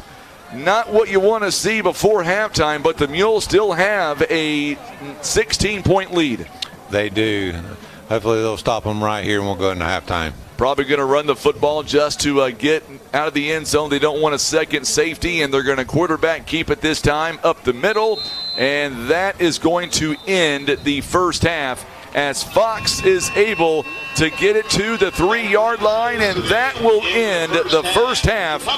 Poplar Bluff right now, they lead at 16-0, and I'm going to go to break real fast. You got time to hang out with me, Tim? I sure do. All right, so remember, answer me on Facebook if you want to see the game. If the Mules can hang on, I'm going to go through the answers or the questions and the answers. And by the way, we're going to give away those tumblers.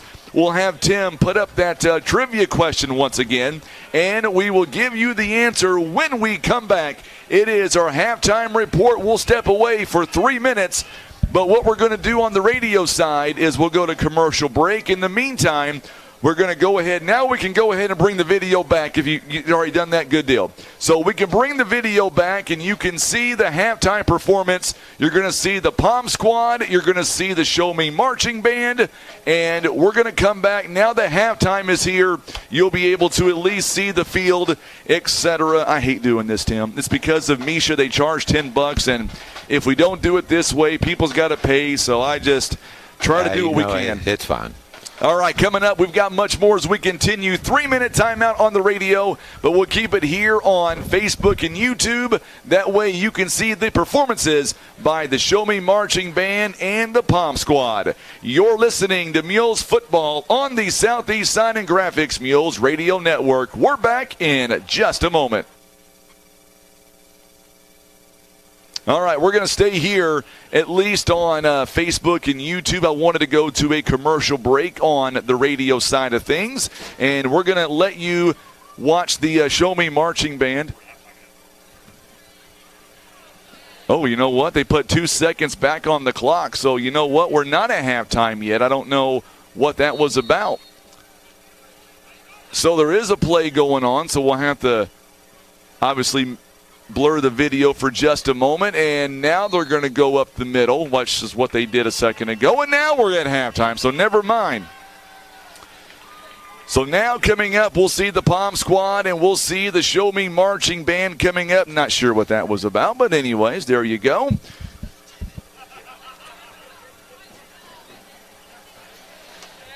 Okay, so let's see here what some people are saying about the video. Want to make sure that we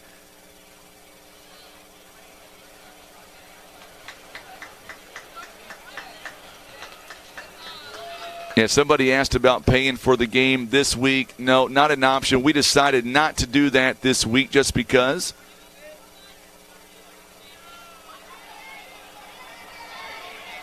No problem, Jane. I appreciate you tuning in from West Virginia. Amber says, I'd rather listen. Well, thank you, Amber. I appreciate that.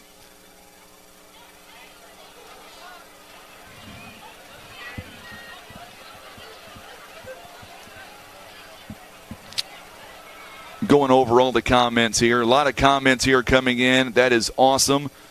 Also, we're going to be picking our trivia question winner here in just a moment. So make sure and give us your answer. We'll have Tim put that on the screen real quick again. Want to make sure that I don't think I seen the actual. Well, maybe we did. I just missed it. So Cape Central, they lead their ball game right now, 48-0 over Melville. Let's welcome to the field your Poplar Bluff High School Pom Squad. Now we're going to see the Pom Squad coming out here.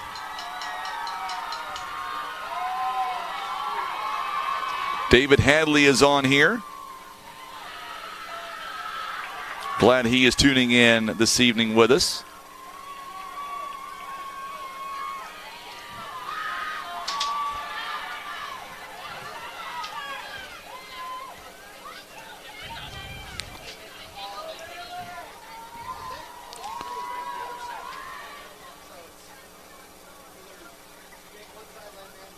Ladies, your music is on.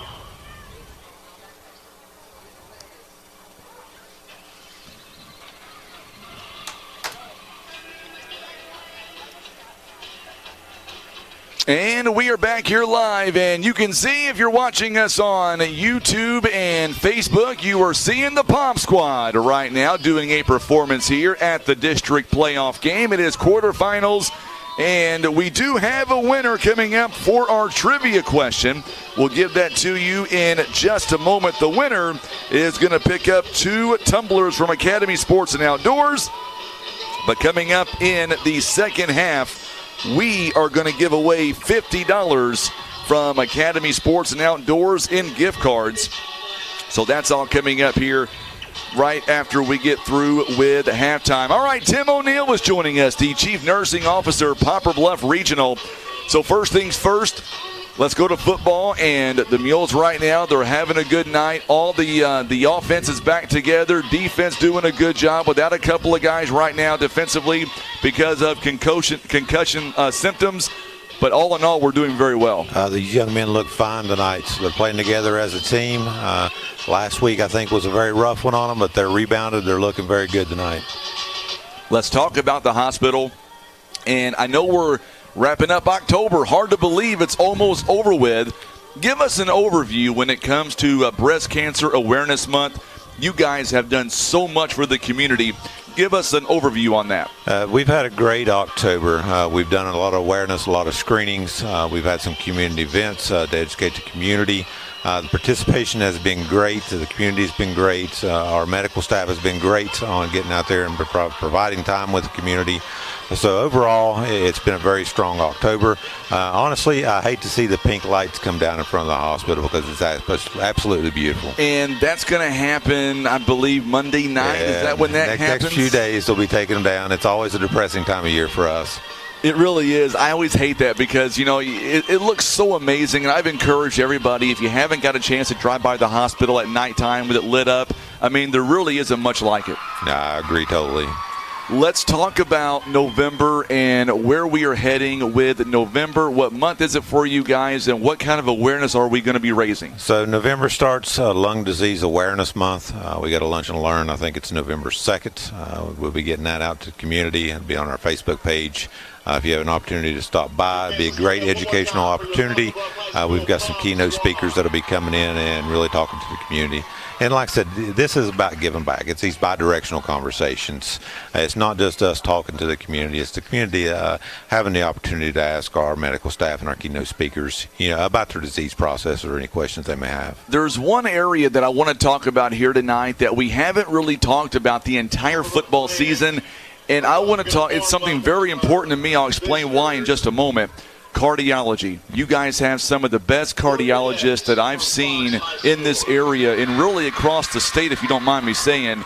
And you guys, your cardiologists, they work so hard for patient care, and they're trusted by so many. They care. That's the biggest thing. You know, they work countless hours day in and day out, being away from their families and loved ones to serve this community. And that's what they do day in and day out. They serve. They want to make a difference. You know, they want to keep our community healthy. I remember back about 3 years ago, and I talk about her all the time on the program, but Grandma Jackie listens, and she had a heart attack, and if it wasn't for Poplar Bluff Regional, she wouldn't be with us. And I can tell you from just by knowing firsthand, it goes to the nurses, to the cardiologist. I mean, without everybody pulling together, she wouldn't be able to listen here tonight. I totally agree. It is one entire care team. They work in cohesion together. They respect each other, and said everybody is hitting on the same page right now. And next month, we've got some Lunch and Learns coming up. Is that right? Yep. That'll be the Lung Disease Awareness, November 2nd. November 2nd. And I'm assuming you'll be coming in our studios, or somebody will next week. I think I've got it written down. Yeah, we'll have somebody come over and spend a little time with you. Everybody's enjoying it. So they love being on the radio. They love being able to talk and absolutely tell about all the good stuff going on. So back to football for just a minute here. If the Mules can hold on 16-0 right now, if we hold on to win, next week, Jackson, going to be a big game. I think things are a little bit different now because we've got some running backs that we didn't have before. Mason West, if you don't know, this kid looks good. He's looking good, real good. Listen to the boys. I think they want another opportunity at Jackson. They weren't happy with how they played the first time. I think they're very, very eager to see how they can do the second time. I'm trying to remember a football season that we've had in recent memory where it's been pretty much warm every football game. It's not been terribly cold. This is perfect weather. I mean, I don't want to jinx you, Tim. We're going to be outside together, but we've had no rain to deal with this year, which is unusual, knock on wood. Yeah. And it's not been terribly cold that I can remember. No, this is perfect. And then I've got Greg Gilberto, the team chaplain. I can't get rid of the guy. No, I'm just kidding. He's right here beside me. I can say that, brother. We'll get him on the air in just a few minutes. But, weather-wise, it's been spectacular this entire football season. It has. We definitely need a little bit of rain, but let's hold off on Friday afternoons and let's play some good football. You want to hear some football scores? We've got some big upsets. You ready for this? All right, in our district right now, Cape and Melville, barn burner. Cape is a 3 seed. They're winning 48-0. I told you, it's a barn burner, Tim. By the way, in case you're wondering, Jackson, they're winning too right now. They're sitting at home listening to us, and they're ready for the winner of this game. Maybe they're getting a little nervous now. I hope they are. I really hope they are. Right now, it is a Sikeston right now. They were trailing 8-6 in the first quarter. It is now 48-6 Festus over Sikeston. Whoa. I did say earlier on, I'm going to have Sean try to figure this out for me. Potosi was taking on Kennett. I thought Potosi might pull the upset. I don't have a score yet for Kennett. We'll get that very soon. What do you think? Kennett's a tough little team. They're tough. And I think Potosi played Cape really well last week for a long time. So I think that Kennett, if they're not careful, that could be an upset. I agree. So when it comes to the lunch and learns or anything with the hospital, where can they reach out to? They can call the main hospital number, 776-2000. Ask for the director of marketing, Nicole. You can ask for anybody in administration. I said we will take time to explain everything that you have a question for. Anything else you want to pass on to us, my friend? No, I'm just ready to watch the second half of football. Next week, Jackson, you're going to make the trip. I will be there. Now, here's the deal. If you come up and talk with me, I love it.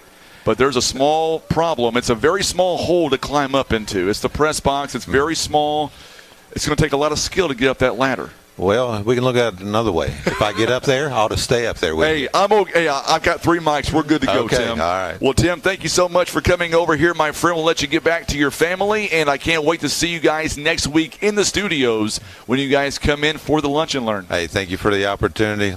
Very excited to watch the second half of football. That's right. Tim O'Neill joining us live here at the half as the Mules right now lead at 16-0. They are having a pretty good first half. The Mules, we're going to go over all the numbers.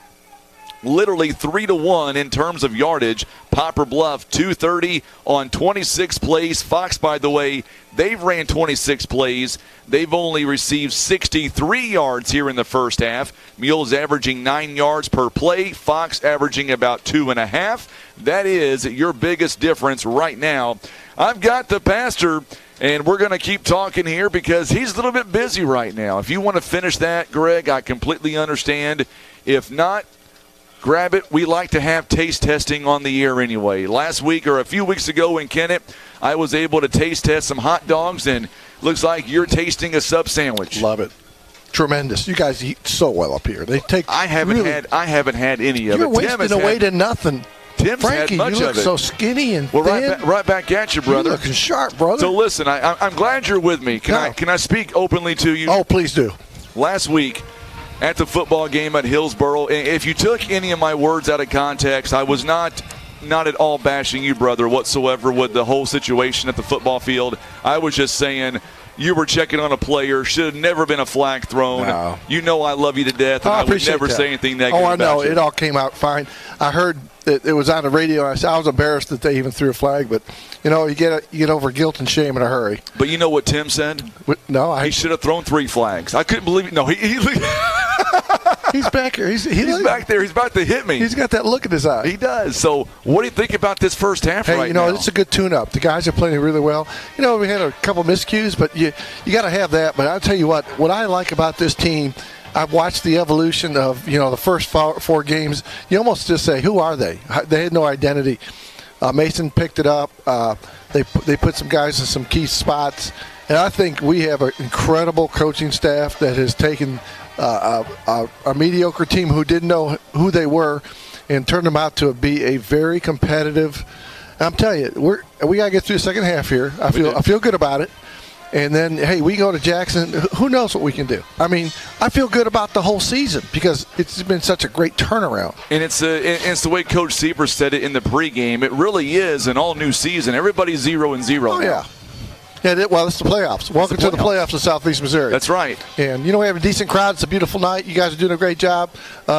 Lord's blessed. We had a great chapel service. The guys are listening. We're thankful for all the good things that God's doing in and around Poplar Bluff. We are Poplar Bluff blessed because we got people like you guys at the radio. Did you do? And I wanted to get here early enough to do it with you, but we had some stuff at the station where we had to stay back. How did your coffee go this afternoon? Coffee with the pastor. Coffee with the pastor. How did it go? It was really fun. We were on the mule 50-yard line before anyone got here about 5 o'clock. Me and little Connor, Coach's son. Yes, he's a live wire, buddy. And we got out there and just had fun with him. He's in 5th grade and articulates. The kid's amazing. He's amazing. And it was fun for us to just kind of have fun with that. You know what we ought to do next week? I'm thinking about this. Talk to me. How does this sound? Maybe what we could do is Tim and I will get to Jackson pretty early. All right. How long did your coffee with the pastor last? We go 15, 20 minutes max. Perfect. I think next week what we should do, you ready for this? I'm listening. We should figure out a way to do Coffee with the Pastor live from Jackson on the football field before pregame. What do you think? I think we can do it. I don't know how we're going to do it, but let's do it. I'm not sure how we're going to do it either. I just thought that in my head. You know what? But that would be cool. When you think and it's spontaneous, I say why not? I know. And Tim's over there. He's biting his nails like, what am I going to do to pull this off? He could do it. I make crazy ideas without talking to the most important guy about it. I just say, we're going to do it. Mr. Tech, we're going to do it. Mr. Tech, we're going to do it. He said yes. He's giving me thumbs up. I'm not sure if he's listening right now. I'm getting a thumbs up anyway. Hey, man. It's all good. So So I'm glad you were able to come over here. I'm so glad that we were able to have, our final home game right here in Week 10. And Show Me Marching Band, they're doing a phenomenal job, as always. And cool, hats off to Kent Keith letting the Fox Warriors dancers do their thing as well. First class. It's awesome. It really is. He is a classy AD. We got, I'm going to tell you what, we are Poplar Bluff blessed. End of story. Everyone does their job around here. We don't walk over each other. We try to edify each other and honor one another. And you're a big part of that, so we appreciate it so very much. Well, I appreciate you, sir. And give me a final score tonight. We're up 16-zip. Now, we could probably double that. That's what I'm thinking. That'd be all right, wouldn't it? We're going to hold that. I'm going to hold you to that. Hey, hold me to that. I think we'll be okay. All right, Greg. I appreciate the time, my friend. We'll let you get to finish up your meal there. In the meantime, let's go ahead and get you to some numbers here in the first half. Poplar Bluff right now leading at 16-0. Let's go over the numbers. Poplar Bluff in the first quarter with 2:04 to go, a safety, and the Mules led 2-0 following the miscue on the punt. And then about 2 minutes later, Mikael McFarland, 19-yard touchdown run with 4 seconds to go. Mules lead at 9-0.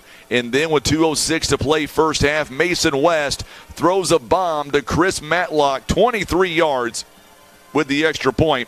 Mules able to go up 16-0. Mules have 26 plays in the first half, 230 in yardage. Fox, meanwhile, 26 plays, 63 yards. Third down conversions, Mules are 1 out of 3. Fox is 3 out of 7 so far in the first half. Mason West is 10 for 14, $160, 1 touchdown, 1 interception. Mikael McFarland, 8 carries, 44 yards, 5.5 yards per carry. Atari Amos, 1 carry, 19 yards, and Chris Matlock, he's got 2 carries for 10 yards. Through the air right now, Matlock, 5 catches, 75 yards. He's got a touchdown. Darius Graham, also 3 catches for 58 yards. He is averaging 19 yards per catch. And then Romeo Wantor, 1 catch, 30 yards. There you go, as the Mules right now find themselves on top. They lead 16-0. Stacy Rommel, she says she wants those homemade chicken and dumplings. Man, my wife makes the best. And I'm so glad I can say this now. My wife finally was able to get off of a night shift. She now works during the daytime. And at some point very, very soon, as she has promised me, Tim, she is going to make us chicken and dumplings. The issue is, though, we can't do it at a football game because it's very hard with us being on the away side to get it here while it's warm. But she said during basketball season, somehow, some way, she is going to make that a possibility, a reality. I can't wait for that to happen. And coming up in just a moment, we're going to go down at Fieldside, I believe. We're going to have Sean Mannon. He is going to be with us coming up in just a moment. In the meantime, I want to give away those tumblers from Academy Sports and Outdoors. And the question tonight, it was very simple. Since the new district playoff format began in 2012, how many times has Poplar Bluff played in the district championship? Was it 5, 7, 0, or 3? Before we give you the answer, I don't know if he's down there or not. I can't see him. But is Sean, you down there, my friend?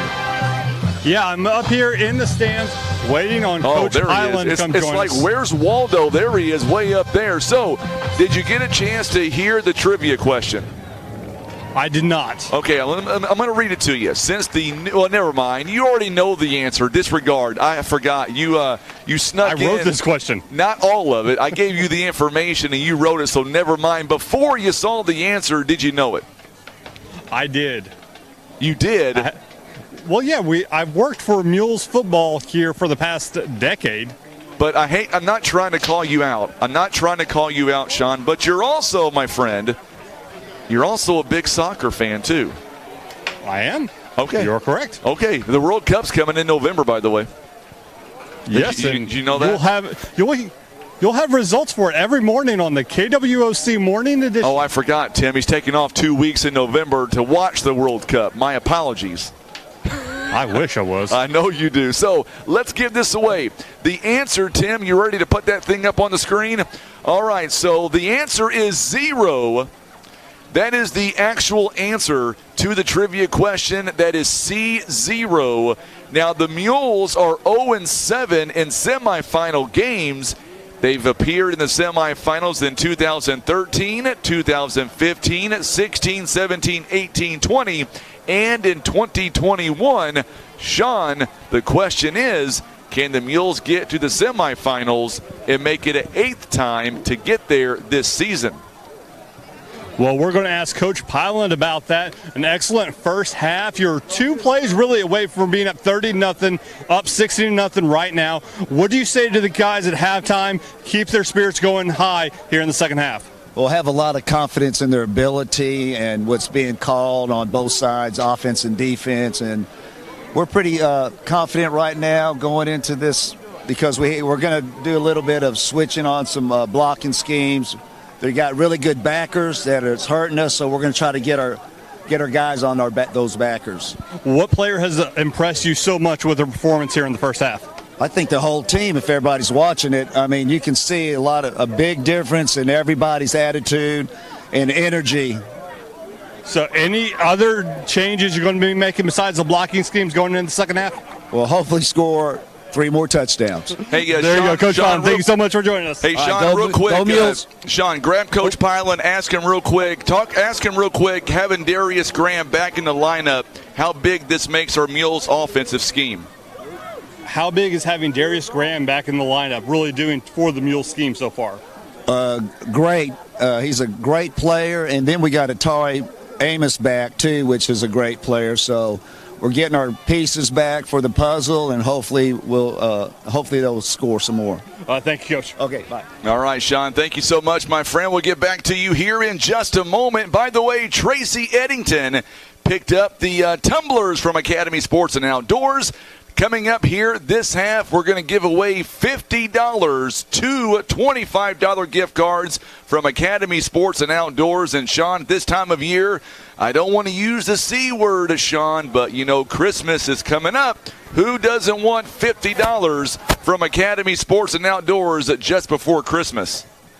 No, we're not using the Christmas word until we're past Thanksgiving. I'm just saying. I just used it. I just said Christmas. No. November is Thanksgiving's time. Okay. The fat man can wait till Black Friday. Okay, so I've got something to tell you, Sean, and I'm trying to figure out how to do this. I know she's probably watching or listening right now, but I was told that this weekend was the weekend that the wife wants to put up the Christmas tree. Tell me that's too early. That's too early. You need to put your foot down. Say, hey, put my foot down. We're going to wait until after Thanksgiving. Have you met my wife? Put my foot down? I have. Okay. That's why I want you to do it, because I think it'd be very funny. I'm glad that you're laughing. Tim's not laughing because Cheryl was the same way. She's the boss too. So if I'm in trouble, I know he's in trouble. Is that right, Tim? Yeah, he's giving me thumbs up. All right, Sean. So do what? I have a couple of notes here real quick. Sure. Dane Dugas, he talked with the trainer a little bit, was able to go in, play in 2 special teams plays towards the end of the half. Mm-hmm. He's going to be coming back playing more here in the second half. Awesome. Also, what happened there at the end of the first half, the Fox team was really just kind of rules lawyered with the referee and got a timeout called with 2 seconds left. That's why we thought it was going to halftime, but they were able to get that one other play off. All right, Sean. Once again, my friend, thank you so much for everything you've done this season. And, man, we've enjoyed having you out there. We're going to go to you later on as well. Linda says it's okay to put the tree up. Oh, come on, Linda. That is not a good comment. I know she's watching right now, and she's going to make me put that thing up. It's going to be raining tomorrow. I know what I'll be doing on a Saturday. Noah says, watching or listening to the game from the tent for youth deer season. Go Mules. Good luck, Noah. Hope you guys kill a big one this coming up season, my friend. All right, the Mules, they lead 16-0. Mules are going to have the football when we come back. We will step away for 30 seconds and come right back. You're listening to Mules Football on the Southeast Sign and Graphics Mules Radio Network. Christian Automotive and Tire. Quality name brand tires that you know and trust. They also have ASE certified mechanics that have the training, tools, and knowledge to fix your vehicle right the first time. Business 67 South in Poplar Bluff. Eye Care Specialist is committed to the protection and the preservation of the precious gift of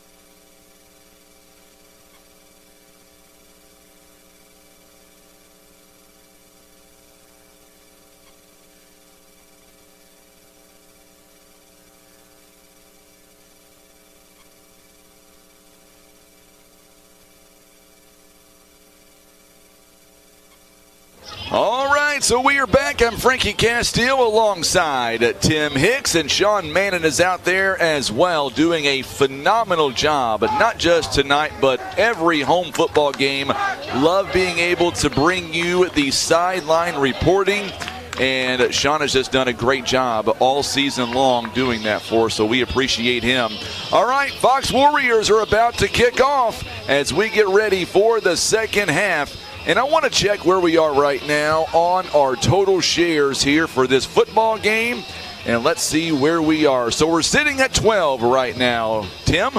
And I've got an idea of what we're going to do coming up here before the end of the third quarter. We're going to give away 2 gift cards that are courtesy of Academy Sports and Outdoors. 2 $25 gift cards.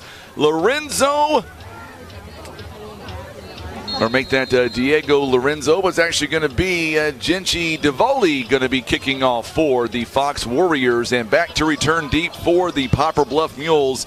They'll be standing at about the 5-yard line. Jay Soto is going to come up in a very short kickoff, no return. It'll be 1st and 10, Poplar Bluff. They will have the football to begin the second half, and they're going to have Mules, by the way, are going to have very good field position. Poplar Bluff will have it 1st and 10 on the 42-yard line. So here we go as we get ready for the first set here of the second half. So once again, we had to blur the video again. I apologize. Susan Chapman says, let's go Warriors. Virginia says it's too early. I knew I liked Virginia. I do.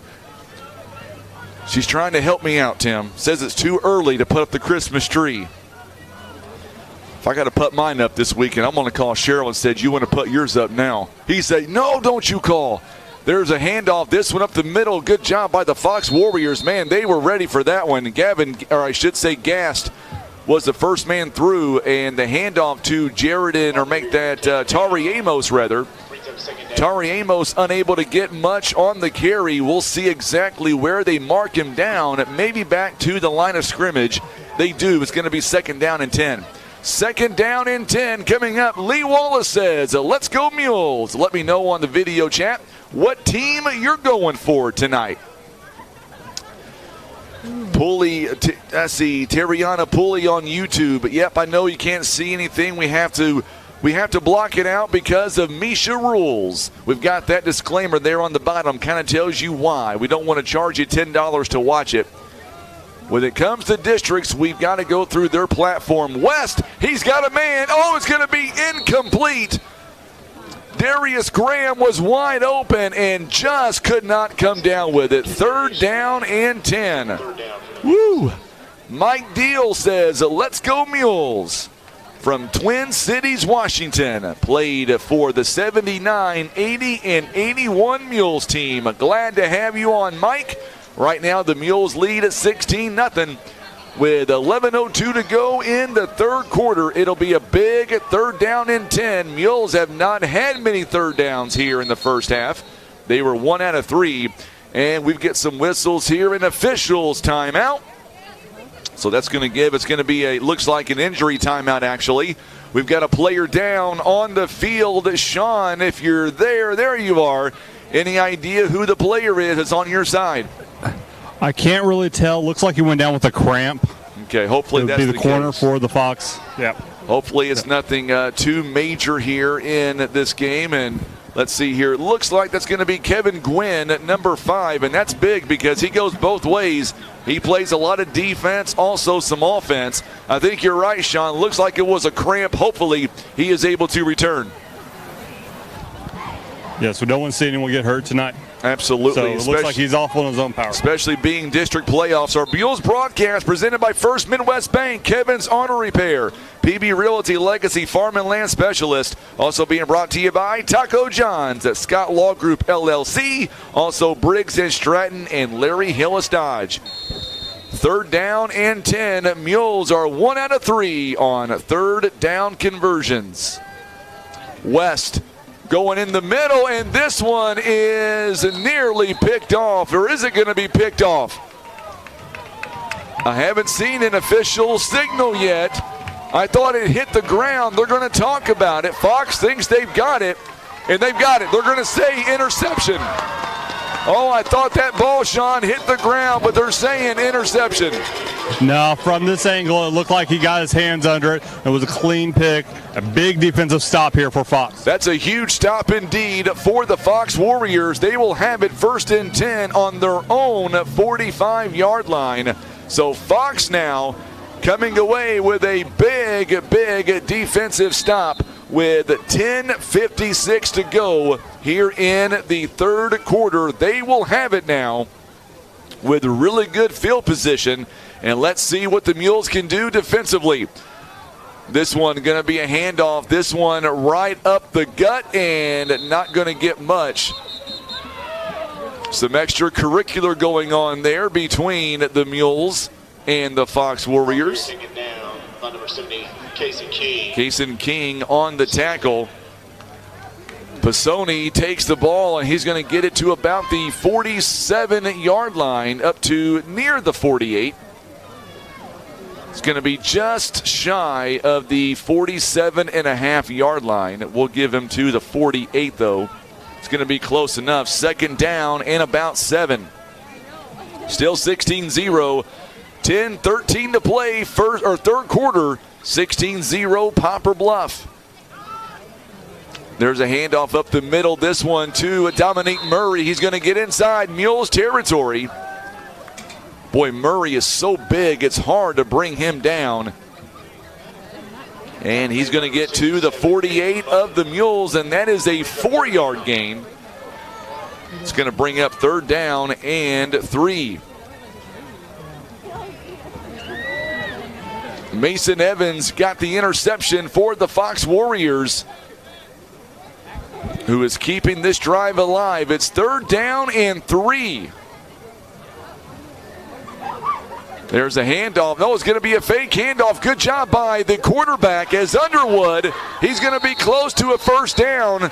He tucked his head and ran, and I believe he's going to have enough for the 1st down. They're moving those shades, and there's a flag at the very end of the play. All right, Sean, it's your direction, so tell me more about that flag. I'm not sure. Player number 34. It's going to be unsportsmanlike. It's going to be on Fox. It's unsportsmanlike against Fox. It would have been a first down. It would have been a first down. I'm not for sure exactly what that was on. Number 30 for Fox was down. I don't know if they're calling for a simulation I don't know. Or if they found something else. I do not know, but they're going to have him down at the, I think it will be a first down. It'll be a first down anyway because he did get the first down yardage, but they're going to go ahead and mark him back at the 41-yard line of the Fox Warriors.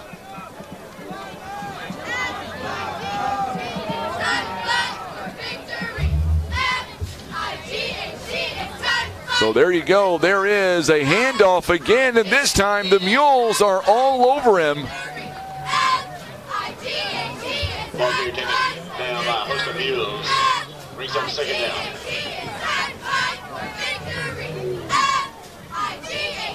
down. So now it's going to bring up second down and about 12.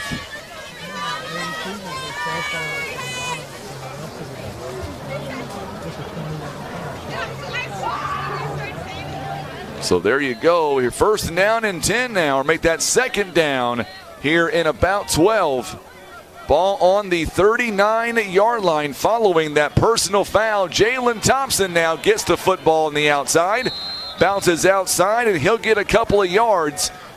And another Fox player is slow to get up. One of the offensive linemen, looks like number 68, Caleb Torrance. Correction, number 30, Jay Soto. Jay Soto does make the tackle as Thompson is able to get some positive yards. He'll get it to the 43, so a gain of about 4 yards on that carry. And that's going to bring up a third down here in about 8. So third down and 8 to go for the Fox Warriors. Roger Faith, Astros 5, Phillies 3, top of the 4th. Thank you, my friend. Once again, the option going outside, and it's going to be busted up as Jalen Thompson is going to get hit the moment he got the football, and he is slow to get up. Man, Underwood got rid of that literally at the last possible second. We got a Mules player hobbling. That's Chris Matlock. He is going to stay in the football game, it looks like, but he was hobbling a little bit. And that's one thing you don't want to happen, is see anybody get hurt right now. So now punt coming up here for Diego Lorenzo. He will punt it away, and Chris Matlock is standing at his own 25-yard line. Here is the punt. Boy, it's a good one. Good kick. Fair catch is called. It's going to go inside the 10-yard line. What a punt. This one is going to be marked down at the 10-yard line. That is a 49-yard punt with none on the return. It takes a Fox bounce with 6:37 to go here in the third quarter. Mules are going to have it first and 10 on their own 10-yard line. Man, what a kick by Lorenzo. This kid, he can kick. He makes it seem so effortlessly as well, but he can kick the football really well. Mules are going to have it now first and 10. Looking at the overall numbers here tonight for Poplar Bluff, the Mules, they've already got 2 turnovers in the football game, 2 interceptions. Mason West, he is 10 of 16, 160. Does have 1 touchdown pass and 2 interceptions. There is the handoff here to Mikhail McFarland. McFarland goes up the middle, and he is going to get to about maybe back to the line of scrimmage. I don't think he got a yard of progress. We'll see where they mark him officially. I think it's going to be right at the 10, and we've got a player down, number 73. That is Sam Gaines for the Fox Warriors. And, man, he is in a lot of pain, it looks like, down there, Sean. Yeah, he is down. Looks like might rolled on the knee or an ankle. He's grabbing towards his right knee. So we'll let the trainers do their job right now. I don't believe, from what I can see up here, Sean, it doesn't look like it's going to be a cramping issue. This actually looks like it could be a knee issue. Yeah, no, he is grabbing at his right knee. Okay, thank you for that. I thought that's what it was. And, man, you wish him, man, you hope it's nothing major for Sam Gaines. He has been a huge huge defensive back here for the Fox Warriors the entire ball game. Hopefully he's going to be okay. We'll keep an eye on him as well. Our broadcast tonight being brought to you by Larry Hillis Dodge, Eye Care Specialist. Also brought to you by Christian Automotive and Tire, Patriot Auto Glass, PB Realty, and Legacy Farm and Land Specialist. And being brought to you by Poplar Bluff Regional Medical Center. We still have those two $25 gift cards that we're going to give away tonight. And we're going to do that coming up. Let's step away on the radio side for 30 seconds. We'll come right back. You're listening to Mules Football on the Southeast Sign and Graphics Mules Radio Network.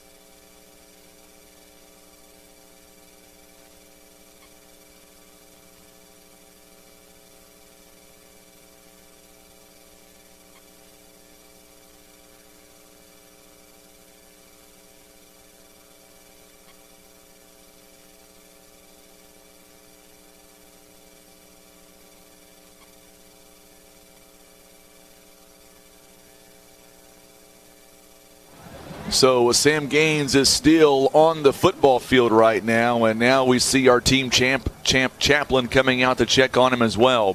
And it's just a scary sight when you see that, especially at a district playoff game where neither team wants to lose anybody.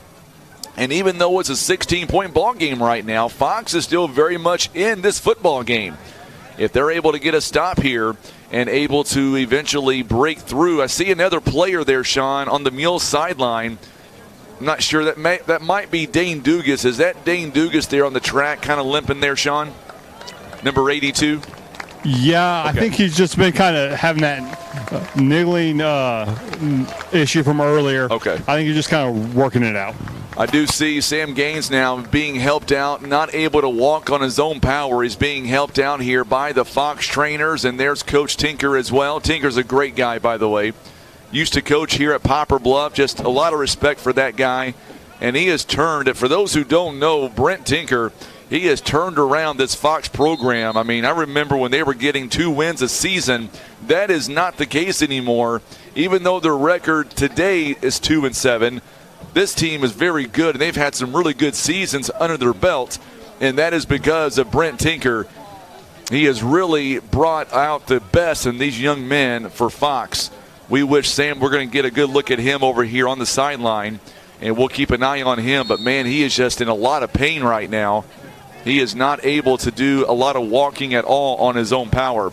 Mason West gets it to Chris Matlock. We are underway now. Matlock breaks the tackle, and he is going to get to about the 25-yard line, and that'll be enough for a Mules first down. It'll be about a 15-yard catch and run on the 25-yard line. So Poplar Bluff now, 1st and 10, and they're going to mark him actually at the 24. So still a pretty good pickup on first down, a 14-yard pickup. And it'll be 1st and 10 for Poplar Bluff. Shannon says, praying for his safety. Yeah, no doubt. I'll keep you updated the best I can. This kid's in a lot of pain. He's over there on the bench right now, being worked on by the training staff. West going to hand it off. Gets it to McFarland, who is wrapped up in the backfield. Boy, you got to give it to Fox, man. They are not going away quietly. Even though the Mules are up by 16 points, you got to give Fox their credit. They are not going to go down. It looks like Fox has another player down.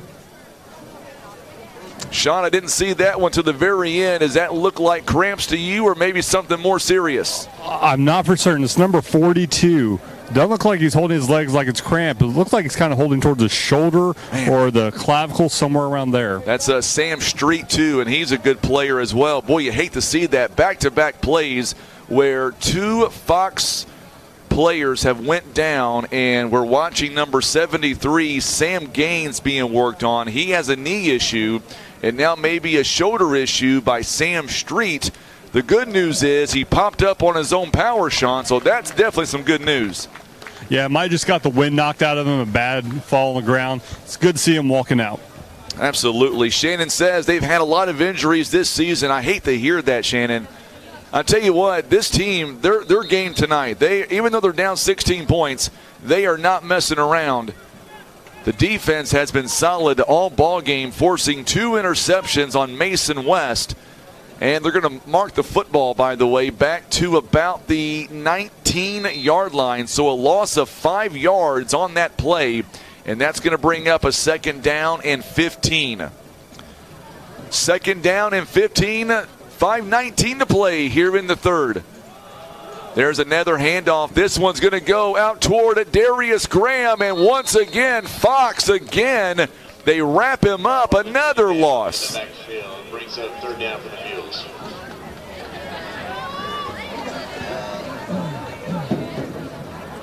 I said Darius Graham. That was Mikael McFarland. That number 2 and number 7 looks a lot alike, especially when the jersey is all wrinkled up. They're going to mark him back at the 17, a loss of 2 on the play.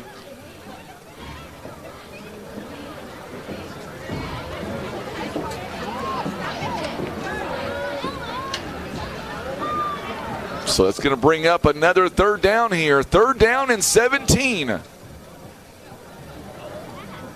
So now West, this time he's going to pass. He's got a man there. Oh, he drops it. It hit him in the chest. For Darius Graham, who could not haul it in. And that's going to bring up a 4th down. Man, you got to tip your cap to the defense here by Fox. Back-to-back plays where they've lost 2 members of the defense, and they were still able to make a big stop. And now it looks like they're going to get the ball back. 55-0 Cape Central at the end of 3 quarters. That clock is going to run in the 4th. Oh, they're going to give a penalty there. There was a flag on the play, it looked like, Sean. Didn't see it.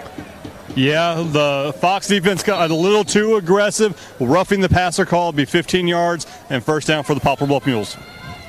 So a 15-yarder that time by the Fox Warriors. Shouldn't be a 1st down though. Well, yeah, I guess it would be if it was a personal foul. So they're going to say a personal foul. Didn't see it. So now West, he's got a man, Jared Young, who dropped the football.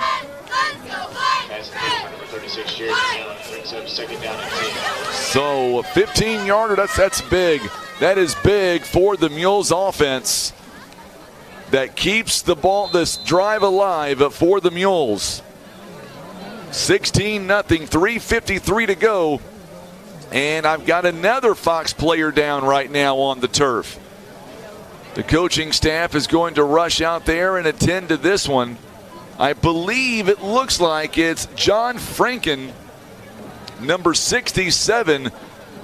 You may have a better angle on there, Sean. Is that number 67? Can you see his jersey number? I can't tell from here.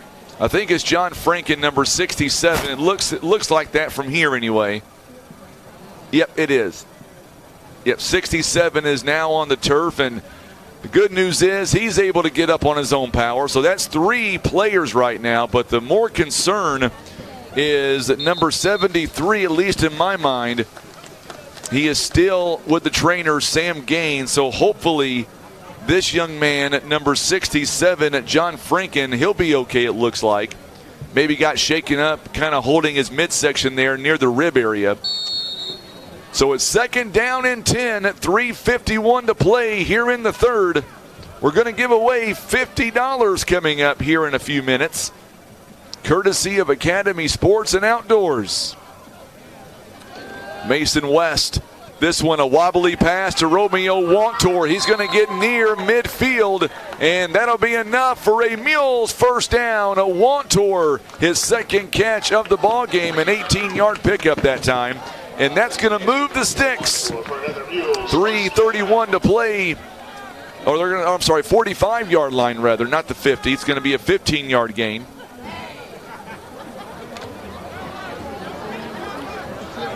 Out to the 45-yard line. Still going to be a 1st down for Poplar Bluff, and there's another run. No, they're going to fake the run. It's going to be a pass instead. They've got a man toward the end zone. Chris Matlock, and touchdown, Mules. Matlock, his 7th touchdown of the season and give them 6 more as the Mules come away with a big touchdown. Started out to be the run play. It was a great fake. It faked everybody out. A 55-yard touchdown pass with 3:08 to play here in the third quarter of play. Mules now lead 22-0 here on the Southeast Sign and Graphics Mules Radio Network. Here is the extra point. Oh, we got a flag on the play. Stacy Rommel says, boom, likes what she sees, and this one's going to go against the Fox Warriors. I still say Colton Palma's still going to try the extra point. 22-0. Mules right now, the defense, they have played a great ball game. 3:08 to go here in the third quarter.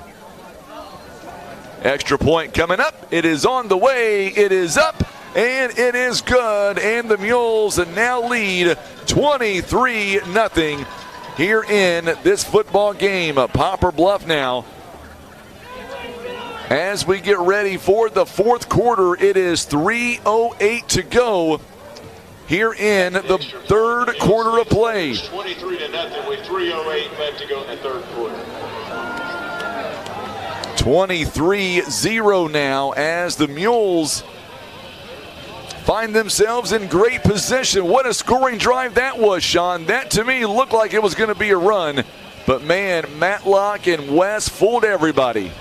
Excellent use of the play action by the Mules offense. And they were able to find a seam. And once he caught that ball, no one was catching him all the way to the end zone. His 8th touchdown of the season, or make that 7th touchdown of the season, came into the football game with 419 yards of receiving yards here this season. Already tonight, Matlock is once again over the 100 mark. 144, 2 touchdowns on the night. He has got 8 for the season. Poplar Bluff now leads it 23-0 here in the third quarter of play with 3:08 to go.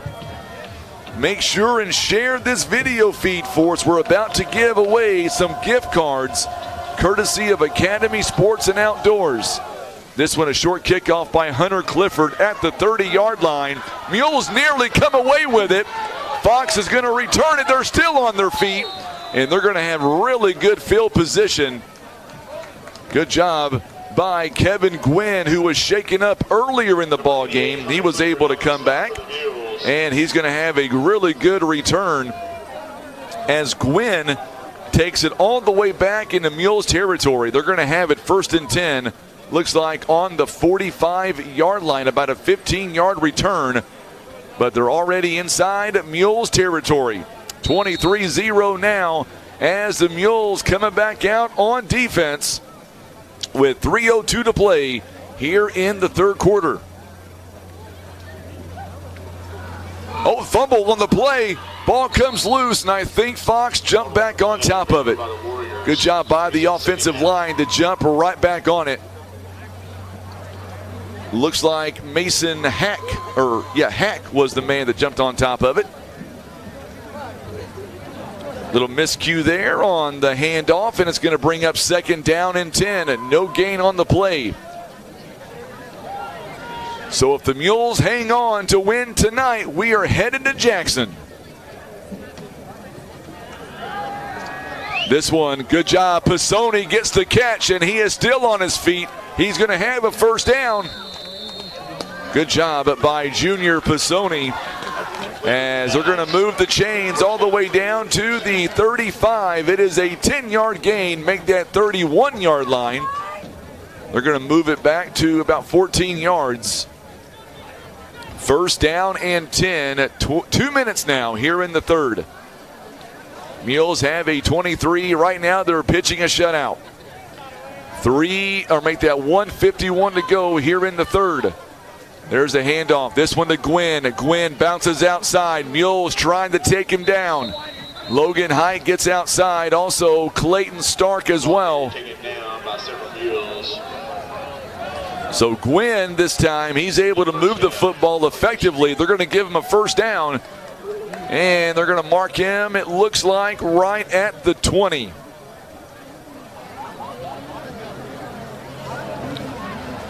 So this is the best field position right now. As for the first time all ball game, the Fox Warriors now inside the red zone.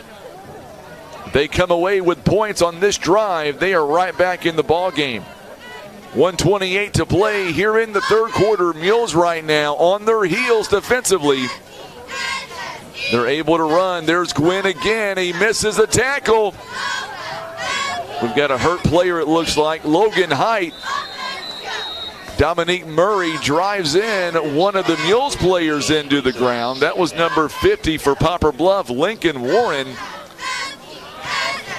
Gwynn gets the handoff, and they're going to mark him down inside the 15-yard line to about the 13-yard line, so a gain of 7 yards. And we're going to get a whistle here and a timeout called by Poplar Bluff here. Timeout for the Mules. It's all being brought to you by Larry Hillis Dodge. 49 seconds, all that remains in the third quarter. We'll be back. You're listening to Mules football on the Southeast Sign and Graphics Mules Radio Network. Eye Care Specialists is committed to the protection and the preservation of the precious gift of sight. Nothing is more important than your eyesight. That's the way the doctors of Eye Care Specialists see it. Protecting your toys are just as important as protecting your daily driver. First Choice Insurance can help find the coverage for your ATVs, boats, and campers that will give you peace of mind and not break your bank. So don't forget to allow First Choice Insurance to review your insurance needs today. We are back here live, and the Fox Warriors right now, they are doing everything they can to get on the board. Poplar Bluff leading 23-0 with 49 seconds, all that remains here in the third quarter of play. Due to Misha playoff rules, we are unable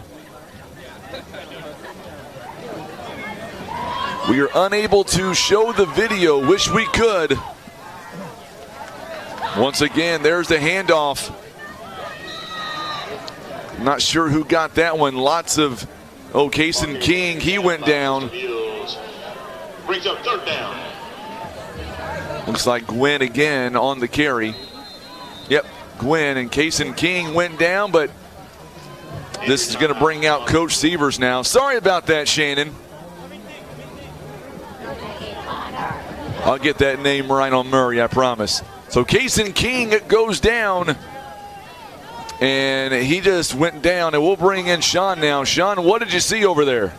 Yeah, he was engaged in a block coming out of it after the play, went down holding his leg, but he's up and moving again, which we're glad to see. Yeah, absolutely. Don't want to see anybody get hurt. And so far, Sean, on this drive, right now, Fox, I say this, if they score on this drive, I'm going to say that they're going to be right back in the football game. Absolutely. They're only down 3 possessions. There's still plenty of time. If they get two-point conversions, they can get back in this. And the way their defense is playing here in the second half, I mean, anything is possible to them. Yeah, they're definitely going to trust their defense to be able to get the ball back, especially how they've done here in the second half. So 3rd down and 1. So obviously 4-down territory for the Fox Warriors here. 3rd down and 1. He got 2 plays to get it. Under center is Underwood. Underwood now. Oh, the ball comes loose. And I think the Mules may have got it. I'm seeing a lot of signaling toward Poplar Bluff. The ball popped out. It is Mules football. Who recovered that ball, Sean? Yeah, Mules got it. I didn't get to see which player exactly had it because they got rid of the ball quickly, but the Mules did fall on it. Big defensive stop for Poplar Bluff. I'll tell you who got it. Connor Stevens down there. As that ball popped out, it was a bad handoff, and Stevens right place at the right time. And the Mules now will have the football 1st and 10 inside the 10-yard line to about the 9. So good job by the Mules, and that is the first turnover on the night by the Fox Warriors. And for the Mules defense, it couldn't come a moment too soon with 4 seconds left here in the third quarter. Mules will have it now, 1st and 10. And now here is the play here. Here is a handoff. The quarter comes to an end. And Atari Amos is going to get a few yards, but that's about it. So we're going to go to the fourth quarter. When we come back, we're back in 1 minute. You're listening to the Mules football on the Southeast Sign and Graphics Mules Radio Network.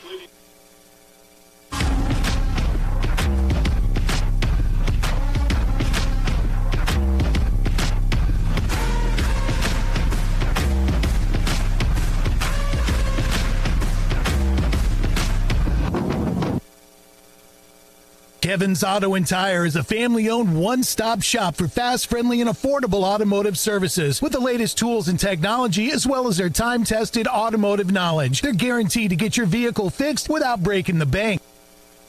Do you feel that rush of adrenaline?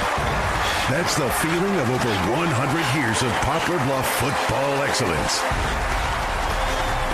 Let's make some history. Touchdown! Patriot Auto Glass offers chip repair or glass replacement. They provide fast quality service done by experienced technicians. Ask about our veteran and first responder so here we go. In the fourth quarter, Mules have it second down and 9 to go. Miguel McFarland picked up a yard. It's straight up 9 o'clock. I'm Frankie Castile.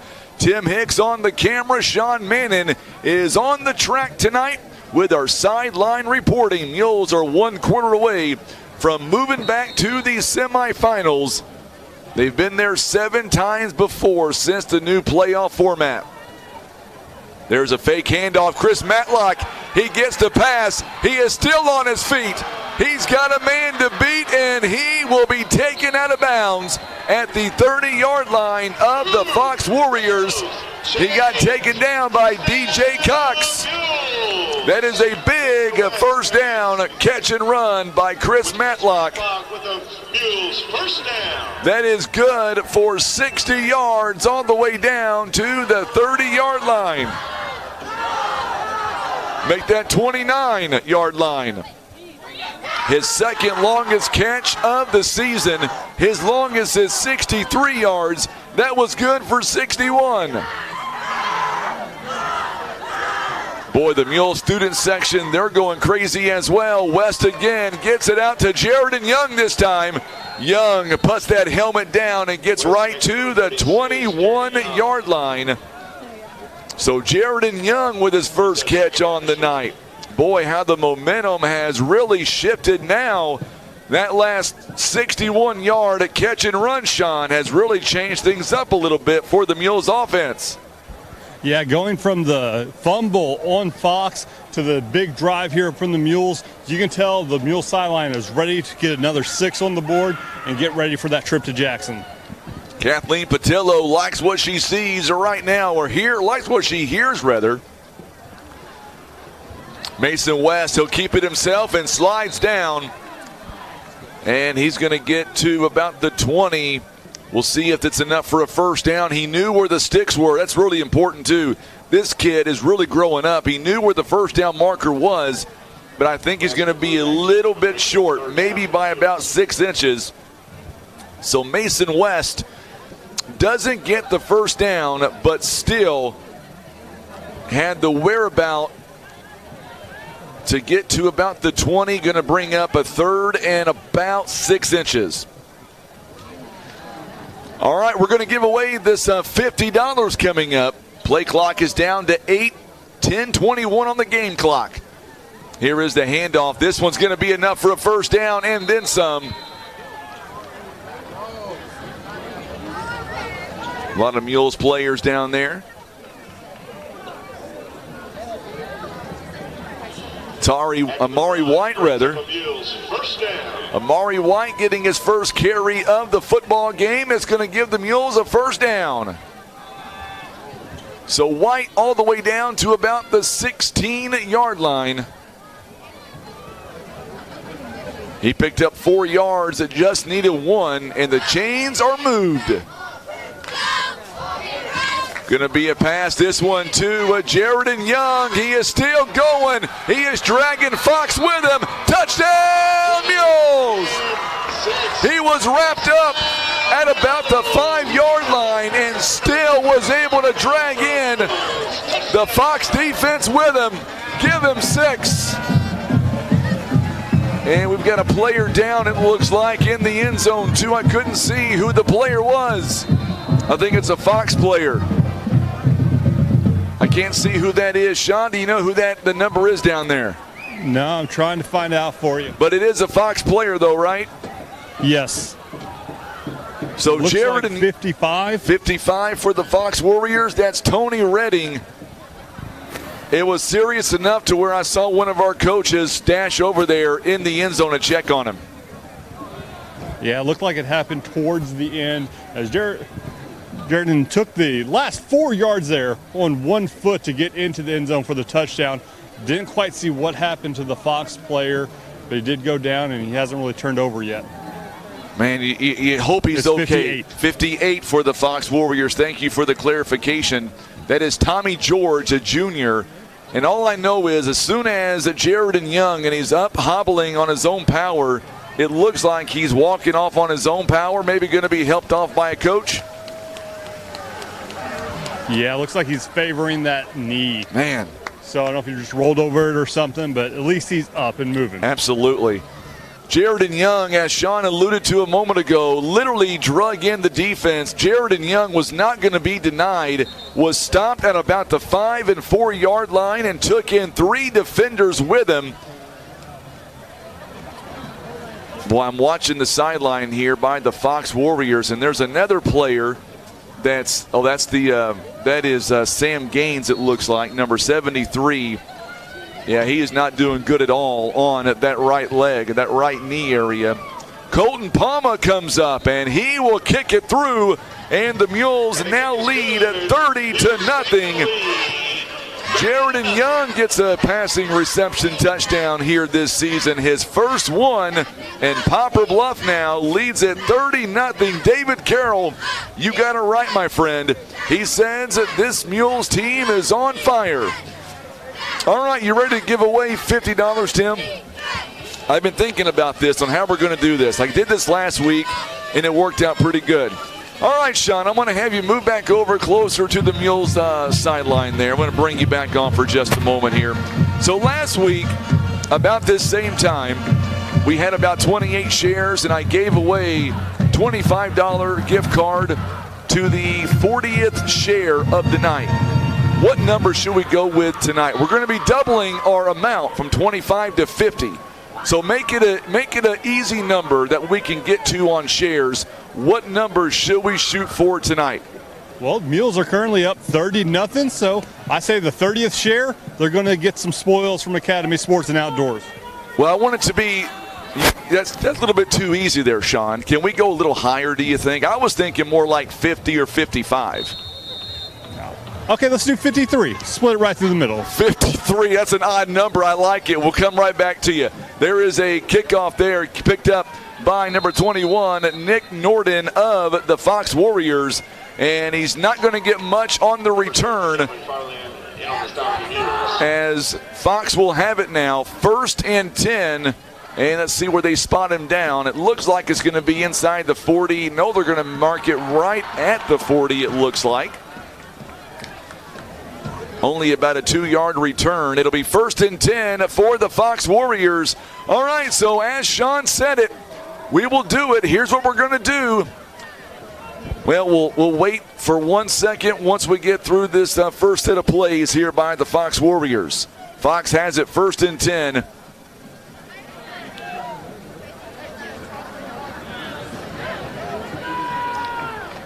And there's the first run play, and the Mules are going to be nowhere. They're not going to let Murray through. A good job by the Mules defense. Fox now with the football. Flag on the play. There is a flag on the play. Came in very late on the far side. All right, Sean, what's the flag going to be on? Looks like it's going to be a personal foul on the offense. Okay. Didn't elaborate what the personal foul, maybe a chop block. So a penalty on the Fox Warriors on the 40-yard line, so we'll see where they mark him back. Personal foul, 15 yards maybe. We'll see where they mark him back. It should be back at the 25, and that's exactly where it's going to be. So it is a 15-yarder on the personal foul. It'll be 1st and 25 now from the 25-yard line. Boy, Sean, I got to tell you, pretty cool outside. It's pretty warm in the press box, though.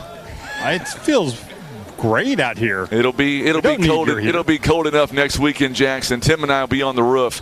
Here is the handoff here. This one goes up the middle. Looks like Murray again. Nope, they're going to say this one's going to be Jalen Thompson. Good job, good sportsmanship there by Clayton Stark of the Mules to help him up. Thompson not going to get a whole lot of yardage that time.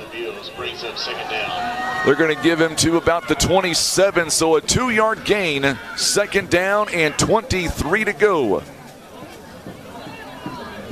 Let's get you to some of the numbers here, running-wise here for the Fox Warriors. Right now, Underwood, 13 carries, 33 yards. Kevin Gwynn, 3 carries, 21 yards. Thompson, 9 carries for 16 yards on the night. This one is another carry, but the Mules are not fooled whatsoever. Logan Davis, also Clayton Stark in on the tackle. It was a quarterback keeper. So it's going to bring up 3rd down for the Warriors now, as Underwood is going to be tackled in the backfield. No, they're going to give him maybe about another 2 yards. 3rd down and about 22 now coming up. Underwood, 3 out of 5 on the night, just 18 yards through the air. Going to give away $50 coming up in just a moment. 8 minutes to go in the ball game. Someone's going to take home 2 gift cards in just a moment. There's the option outside. Jalen Thompson. And the Mules read that perfectly. Chase Soto, Logan Height, Logan Davis in on the stop. Holding called against the Warriors. And it's a holding call against the Warriors. I can imagine the Mules are going to decline that call, Sean. Yeah, there's no reason to take that. It's going to be 4th down with over 20 yards to go. Yep, they declined it, Sean. You owe me $50, buddy. Okay. Let me guess, it's going to come out of Tim's pocketbook, isn't it? I mean, he just better keep an eye on it. That's all I'll say. All right. It's going to be a loss all the way back to the 24-yard line. A loss of 4 yards on the play. 4th down and 26. Mules are going to have the football. Calvin Anderson now steps back for the Mules. Here is the punt. What a kick by Lorenzo. And Anderson does the right thing by just backing away. Man, Diego Lorenzo on the punt. Beautiful kick. Mules are going to have it now, 1st and 10. There's a flag down on the play toward the very end. And Sean, what'd you see down there? I was more admiring that great kick. So I'm not sure what the call's on. The foul is right there at the 47-yard line. They're pointing toward the backfield of the Mules, so we'll throw it down to you. You'll be able to see it first. You give us the call. Looks like we're going to have a personal foul on the Mules. That's what I thought, yeah. Looked like it was going to be against the Mules. Still going to be 1st down, Poplar Bluff. Personal foul against the Mules. So now they'll see where they'll mark him down. That's going to go all the way back to about the 11 or 12-yard line. So that's going to be huge for the defense.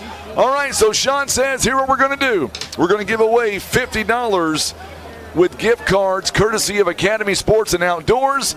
And what we're going to do on the 53rd share of the night, that's who is going to pick up the $50 here in cold, or I should say with our gift cards courtesy of Academy Sports and Outdoors on share number 53 of the night. I know we can get there. Here is a run play. This one goes right up the middle by Poplar Bluff after the 15-yarder on the unsportsmanlike. And Amari White is going to get the carry this time for the Mules, and we'll see where they mark him down. Looks like all the way to about the 19-yard line, about a 6-yard gain. So they're going to mark him down 6 yards. Share number 53 on the night. We'll get 2 $25 gift cards courtesy of Academy Sports and Outdoors. 2nd down, Jay Edmondson now. He is at quarterback. He's going to keep the football this time. So it looks like Mason West Knight is coming to an end. Mules now are gearing up for a rematch against the Jackson Indians 1 week from tonight. That was a loss. Nope, they're going to gain about 2 yards. So they're going to say it's going to bring up a 3rd down and very short. 3rd down and about 1. Mules now just trying to run out the clock here tonight. That is the plan. To get to Jackson. Share number 53. We're at 36 right now. We get to share number 53 on the night, and we're going to give away those 2 gift cards courtesy of Academy Sports and Outdoors. Make sure and let us know where you're tuning in from tonight, and that'll be a 1st down for the Poplar Bluff Mules as Amari White gets across the 25 to about the 27. Coming up after this game, we'll talk live to Coach John David Patillo. Kimberly Smothers, I wish I could have met you when you came in, by the way. I'm sorry I wasn't there. She won last week. She says good luck. Looking for the 53rd share on the night to pick up a $50 gift card, 2 $25 gift cards rather, from Academy Sports and Outdoors. There's a catch to number 17, Dylan Hall. Of course, he plays baseball for the Mules. Like to see him involved here tonight. Pass complete to number 17, Dylan Hall. So Dylan Hall with the catch for Poplar Bluff. And it's going to get to about the 29, a 2-yard catch there.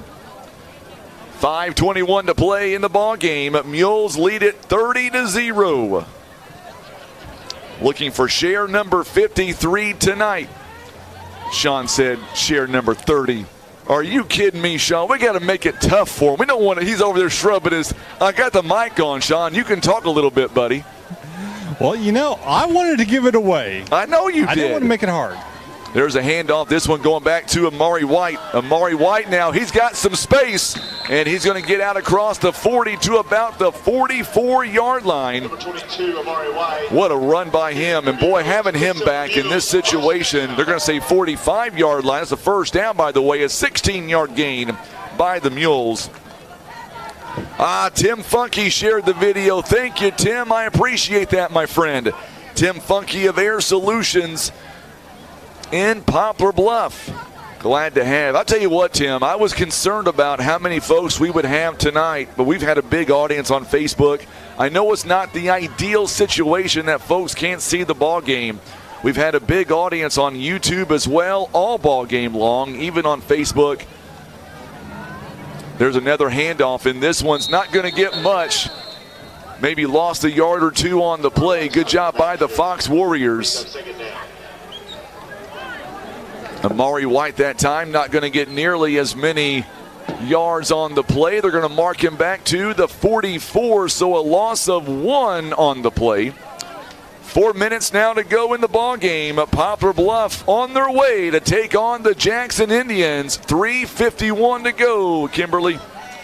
So now we've got a decision to make on what we're going to do next week in Jackson. I think we're just going to bite the bullet and show the video. But remember, if we show the video, we won't be able to broadcast it on Facebook like we're doing tonight. So keep that in mind.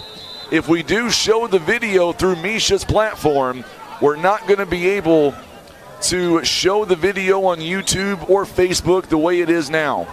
White with a short gain brings up 3rd down. Jan DeGranges is tuning in from Houston, Texas. How about them Astros, Miss Jan? Cheering on the Mules from Houston, Texas. 3rd down and 9 to go for the Poplar Bluff Mules. They've got to get to about the 45 of Fox. They're on the 46 right now of the Mules. Dennis Sievers is tuning in, watching all the way from Michigan. How is the weather, Dennis? There's a pass, this one out to Hall, and Hall's going to get it. Actually, it's not going to be Hall. That's actually going to be for the Mules, Derek Burton, number 12. He's going to be a little bit shy of the 1st down marker. They're going to have him down at the Fox 47-yard line, a 7-yard pickup. All right, Dennis, I got to ask you, how are you related to Coach Sievers? Are you his brother? I've heard a lot about you. I think you're the right guy.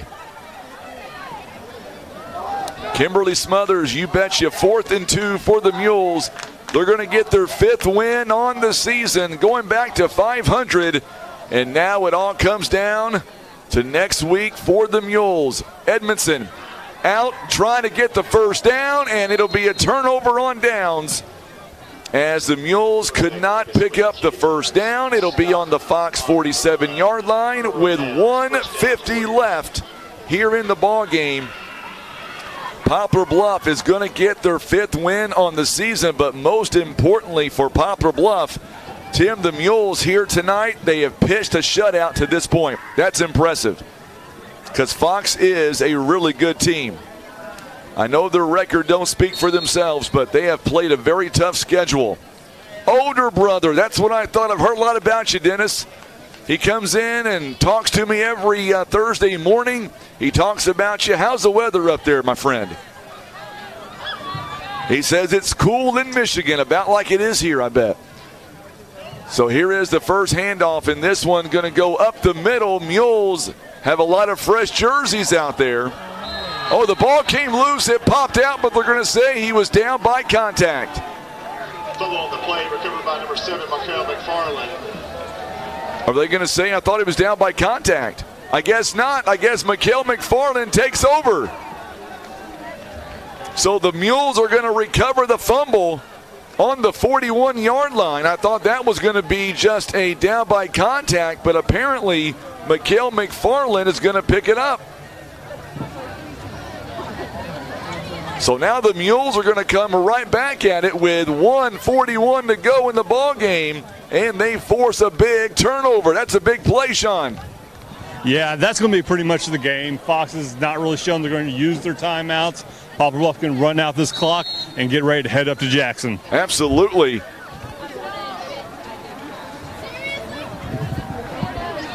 I know we had an issue with our screen there, but we should be back now. There we go. There it is. Thank you so much, Susan. I appreciate your kind words.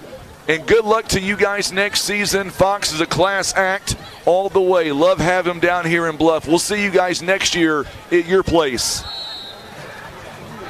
So 1:34 to go here in the ball game. Mules, Jay Edmondson, quarterback keeper. Mules are going to run out the clock, and the Mules are going to head to Jackson coming up next week. And that's going to be a good ball game. I'm telling you, I think it's going to be a lot different this time around. I don't see Jackson just running right all over Poplar Bluff. We'll see. We do have a winner, I believe. We'll get you that winner in just a moment. We're going to finish out the game we needed. Share number 53 is what we needed, and I believe we've got it. Under a minute to go here in the ball game, and it's going to be a 3rd down coming up. David Carroll, thank you so much. You betcha, Miss Linda. It is a 30-0 score. Uh-oh, Astros and Phillies are tied, Sean. I told you, son, you can't sleep on the Phillies. I think he's done. He's already walking around. He's right here beside me.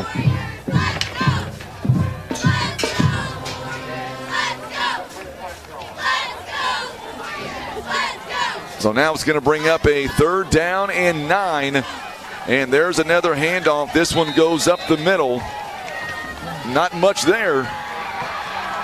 This game comes to an end, and now Bluff is going to wind up, and they will move on to the next round.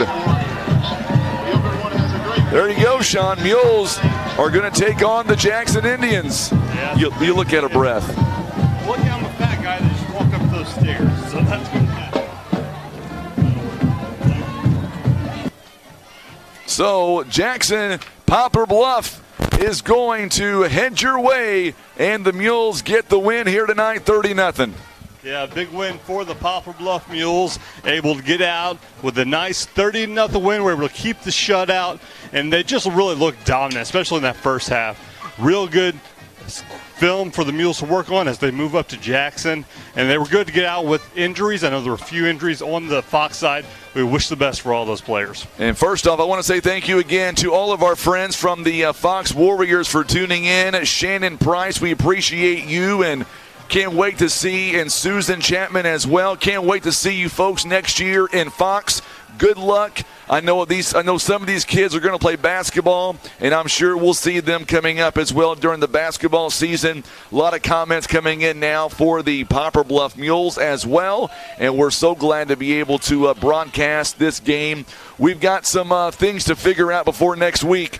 Not sure if we're going to do the same thing or not. If we're going to do the video through Misha, we'll figure it out.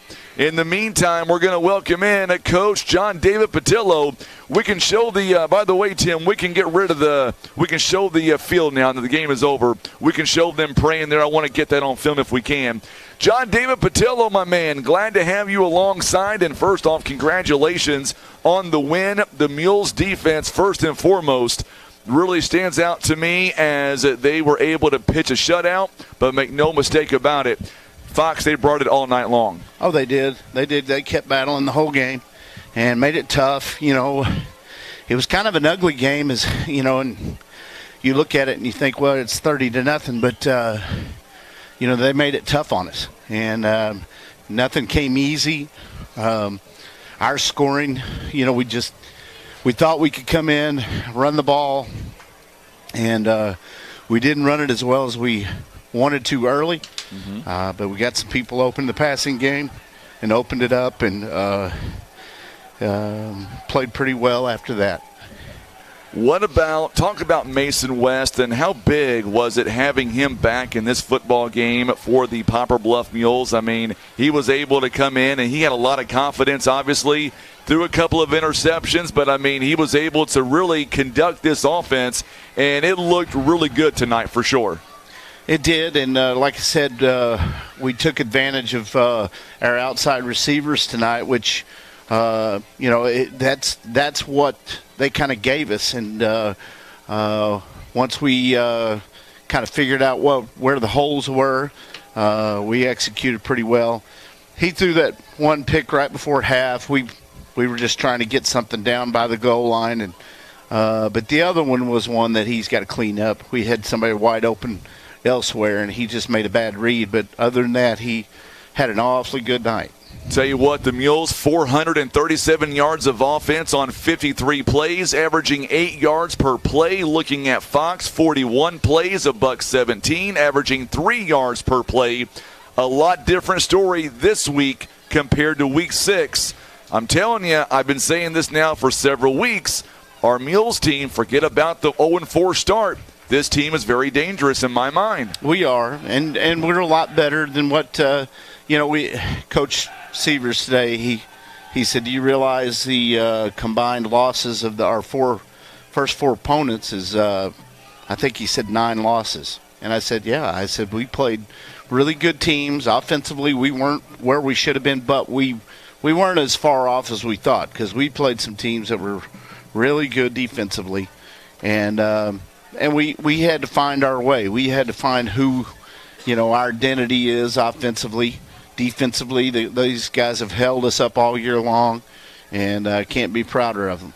You know, this team came in, I think, with a chip on their shoulder. What was it like having pretty much all of the offense together for the first time really all season? I know we're without a couple of linebackers right now from concussion-like symptoms. Hopefully they'll be back for next week, and who knows? Well, there's no doubt. And, you know, Jackson's got 3 losses. We'll go over there, and we've got a shot. And I think our kids feel like we have a shot, you know, and we feel like we have done enough stuff for this year. We've battled through a lot of things. If we have everybody healthy next week, it's going to be on. I felt like Matlock had something to prove here tonight, Coach. 8 catches, 205 yards. I mean, this kid was a beast. I know he was hobbling a little bit late, but is he okay first off? Yeah, he's been battling some ankle stuff, and he's been a little bit sore for a couple of weeks now, and he's fighting through it. But we got him loose in the middle of the field a few times. He broke some plays. And that's the big thing. We got to get the ball in the hands of our playmakers and let them go make plays. And Chris has been awfully good all year. How nice was it toward the end to see Jay Edmonds get out there and get some reps, but also Dylan Hall and a few other guys. A lot of clean jerseys we were able to see, and that's got to give these guys some confidence and a good rest for our starters as we get ready for Jackson. Yeah, there's no doubt. That sophomore class is an awful strong class. Those guys, every year you've got sophomores that have to figure it out because they come in, they play every freshman game, and they all play together. Well, now they're fighting for spots just like everybody else as sophomores, and we've got some good ones. And those kids, it's nice to get them this experience. Couple of things I want to get to. Offensively, your team, I think, had the best output third down conversions all season, 4 out of 8 defensively, only allowing Fox 3 out of 11. And, oh, by the way, the Mules defense only allowing 3 catches all night for just 18 yards, no touchdowns, 1 interception. That's a really good defense right there, something I don't want to face if I'm the other team. Yeah, and our guys have been ball hawks all year. We've had a good our secondary is really solid. Our backups are really solid. Those guys do a good job and have played that well. And of course, we put the kind of pressure up front, with our front seven, and that puts a lot of pressure on those guys to make those decisions, and we just make plays on them. And so it's like I said, I can't say enough about our defense all year long. Going to let Tim kind of zoom in over there on the Mules football team. And it looks like from what we're seeing, there's a lot of smiles right now on this football team. I want to go back to the Jackson matchup in Week 3, compare our team to right now, Week 3 rather. What have we learned? And most importantly, do you think Jackson may be thinking this team is much different than we were back in Week 3? Oh, I don't think there's any doubt that they think that. But, we lost Mason halfway through the game in that game. We did. And we were down 14-0 at half. And that was before we started really rolling. And, of course, we didn't have Atari at the time as well. We didn't have Amari. We were shorthanded.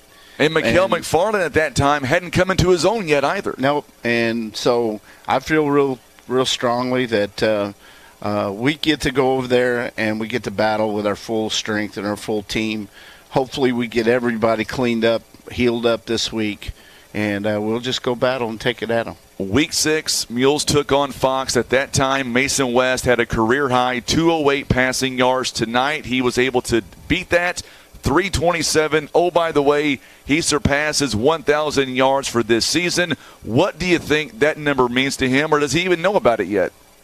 I doubt if he knows it, but, he's a kid that's locked in, and he and Jay both. Those kids, they study it, they work at it, and really we had Jaredon. We had a package for Jaredon on the goal line. How big was that? He drug 4. He drug 3 defenders 5 yards. I'm not even talking about that play. That was a heck of a play. But early, we put him in the backfield to run him because we're trying to protect Mason with the concussion issue, and so we had a goal line, a short yardage situation. We didn't get it, but we just didn't block it well. But all 3 of our quarterbacks have had enough experience that I feel comfortable with those guys stepping in, and each of them give us something a little different.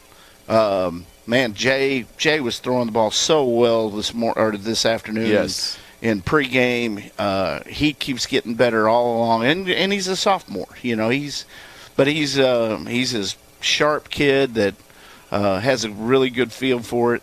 And like I said, if we had at any point to say, okay, Jaredon, you got to go in, let's get this done, Jaredon can do it as well. Before I let you go, I'm not sure if you know this or not. Kathleen will tell you about it, I'm sure. We had to do something different tonight because of Misha rules. We couldn't show the video unless we went through Misha TV. You understand how that works. And I thought, you know what, people, I want them to be able to watch or listen for free. So we did it a unique way. I was blown away with everybody who tuned in from start to finish. This community rallies behind our Mules football. They love our Mules football. What is your message to the fans who stuck around to watch this game? Even though they couldn't see the video, they were able to hear the audio. Fox, and Bluff, and they seemed like they enjoyed it. Over 60-plus shares, 200 comments, and they all knew we were going to talk to you afterwards, which is why they stuck around. Well, you're the star, not me. Yeah, I don't think so. But I'll tell you what, being a graduate here, just like yourself, that's right. Coaching here in different sports, I wasn't born in Poplar Bluff, but I've lived most of my life in Poplar Bluff. There's just something special about being a mule. I don't care what it is. It's amazing how many people I've seen the last 2 days that, hey, Coach, what do you think about the game? And people that don't come out here and watch the games, they either listen or they get it on the news or whatever it is. People are still mules. Once they're a mule, they're always a mule. And there's just something special about being a mule. And, I couldn't be prouder of our community, how they always have supported Mules football. So now I need you to do me a favor, the hard question. Go home this weekend, talk to Miss Patillo, because we all know she's the boss. I get it. Exactly. Next week in Jackson, do we put the game on Misha TV, or do we do what we did tonight and offer it for Facebook and YouTube? It's going to be a bigger game, obviously, being semifinals. What do you think? Oh, I don't know. Can I just say you make the decision for me and then we go with it? No, because I'll probably make half of the people mad. That's my problem, exactly. But no, Coach, seriously, thank you again for the time. And what a great season. And this team, these are a fun bunch to watch. And I think that it's going to come together. And I would not be surprised this time next week if we have a very competitive game going down to the wire. How fun would that be? Oh, it'd be great. And let me just say this about this team. In a long, long time, we haven't had a group of kids that day in, day out, they come to practice. They practice hard all the time. Not everybody gets to be on the field. Not everybody gets to play. But these kids work. And it's good to see. That's one thing about it. They have a joy for it. And we've harped on the 0-4 stuff way, way too much in the fact that we weren't ready. We got a different group. Cannon was gone. We had to make some adjustments at the quarterback. But the thing that I'm so pleased with is not any point in this season have our kids looked like they're ready for it to be over with. And they're not.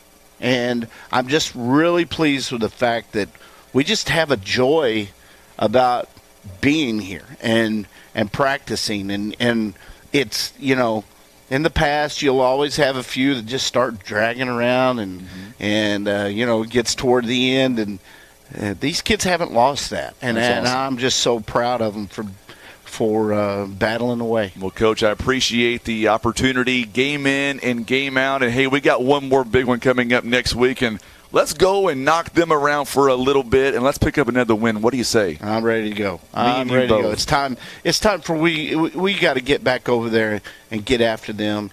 And one way or the other, make them earn it, or we're going to go over there and earn it and get it done. Amen to that, my friend. Go enjoy the win. Best of luck this week, and we look forward to seeing you next Friday in Jackson, my friend. All right, man. You betcha. Coach John David Patillo joining us live here in the press box. By the way, Carol, I was going to tell you, don't leave just yet. I think, Tim has given me your name. Carol Burgess, you picked up 2 gift cards of $50 total from Academy Sports and Outdoors. You are share number 53 here tonight. We appreciate you tuning in. I'll get a hold of you this weekend or first things on Monday, and we'll give you those cards here coming up next week. David, Jackson's record 6-3.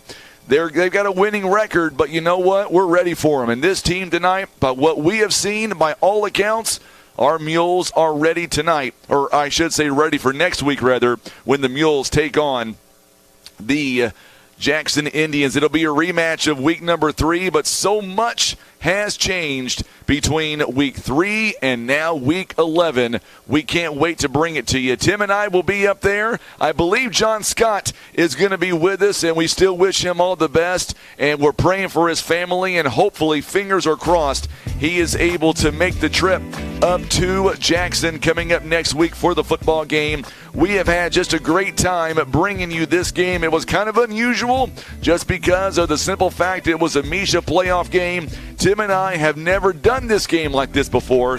Didn't know how it was going to turn out, but a big audience all night long. I'm so thrilled that we were able to bring this to you. Either way, no matter what we decide, you will hear the game no matter what.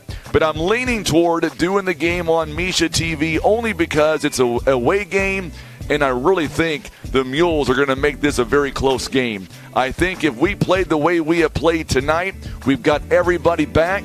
I don't think Jackson's going to be able to walk all over us like they've done in the past.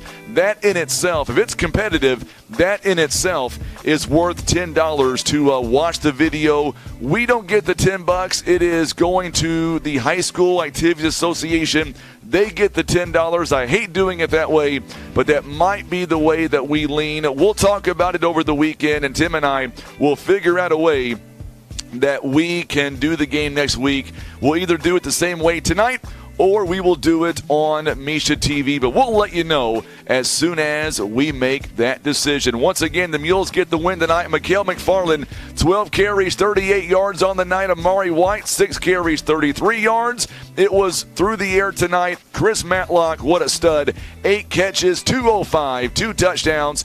Darius Graham, 3 catches, 58 yards. Mason West, another career high, 16 out of 23. 327 tonight, 3 touchdowns, 2 interceptions. By the way, the Mules defense only giving up 117 in the yards category for Fox. They gave up 99 yards on the ground, 18 yards through the air, and that is it as the Mules pick up their 5th win on the season. They are now 5-5 on the season. Before we say so long tonight, we want to thank our great sponsors one more time for bringing you Mules football this season.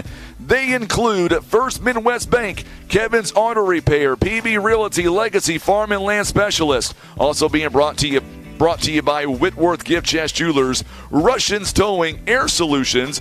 Also being brought to you by our good friends at First Choice Insurance.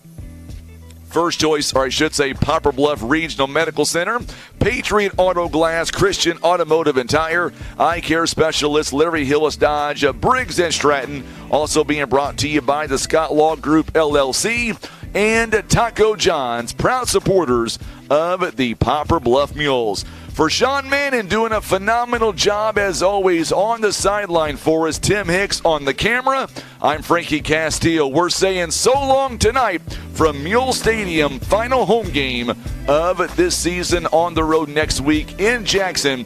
It'll be a doozy for sure. It'll be the first Friday in November. Let's all pray for good weather. Tim and I will be out in the elements. Either way, we're going to bring the game to you live on the radio. Either we'll show you the audio on Facebook and YouTube, or we will switch over to Misha TV. Either way, you'll be able to watch and see next Friday night. I'm Frankie Castillo. Have a great weekend. Mules back at it again next Friday night right here on KWOC. You've been listening to Mules Football on the Southeast Sign and Graphics Mules Radio Network.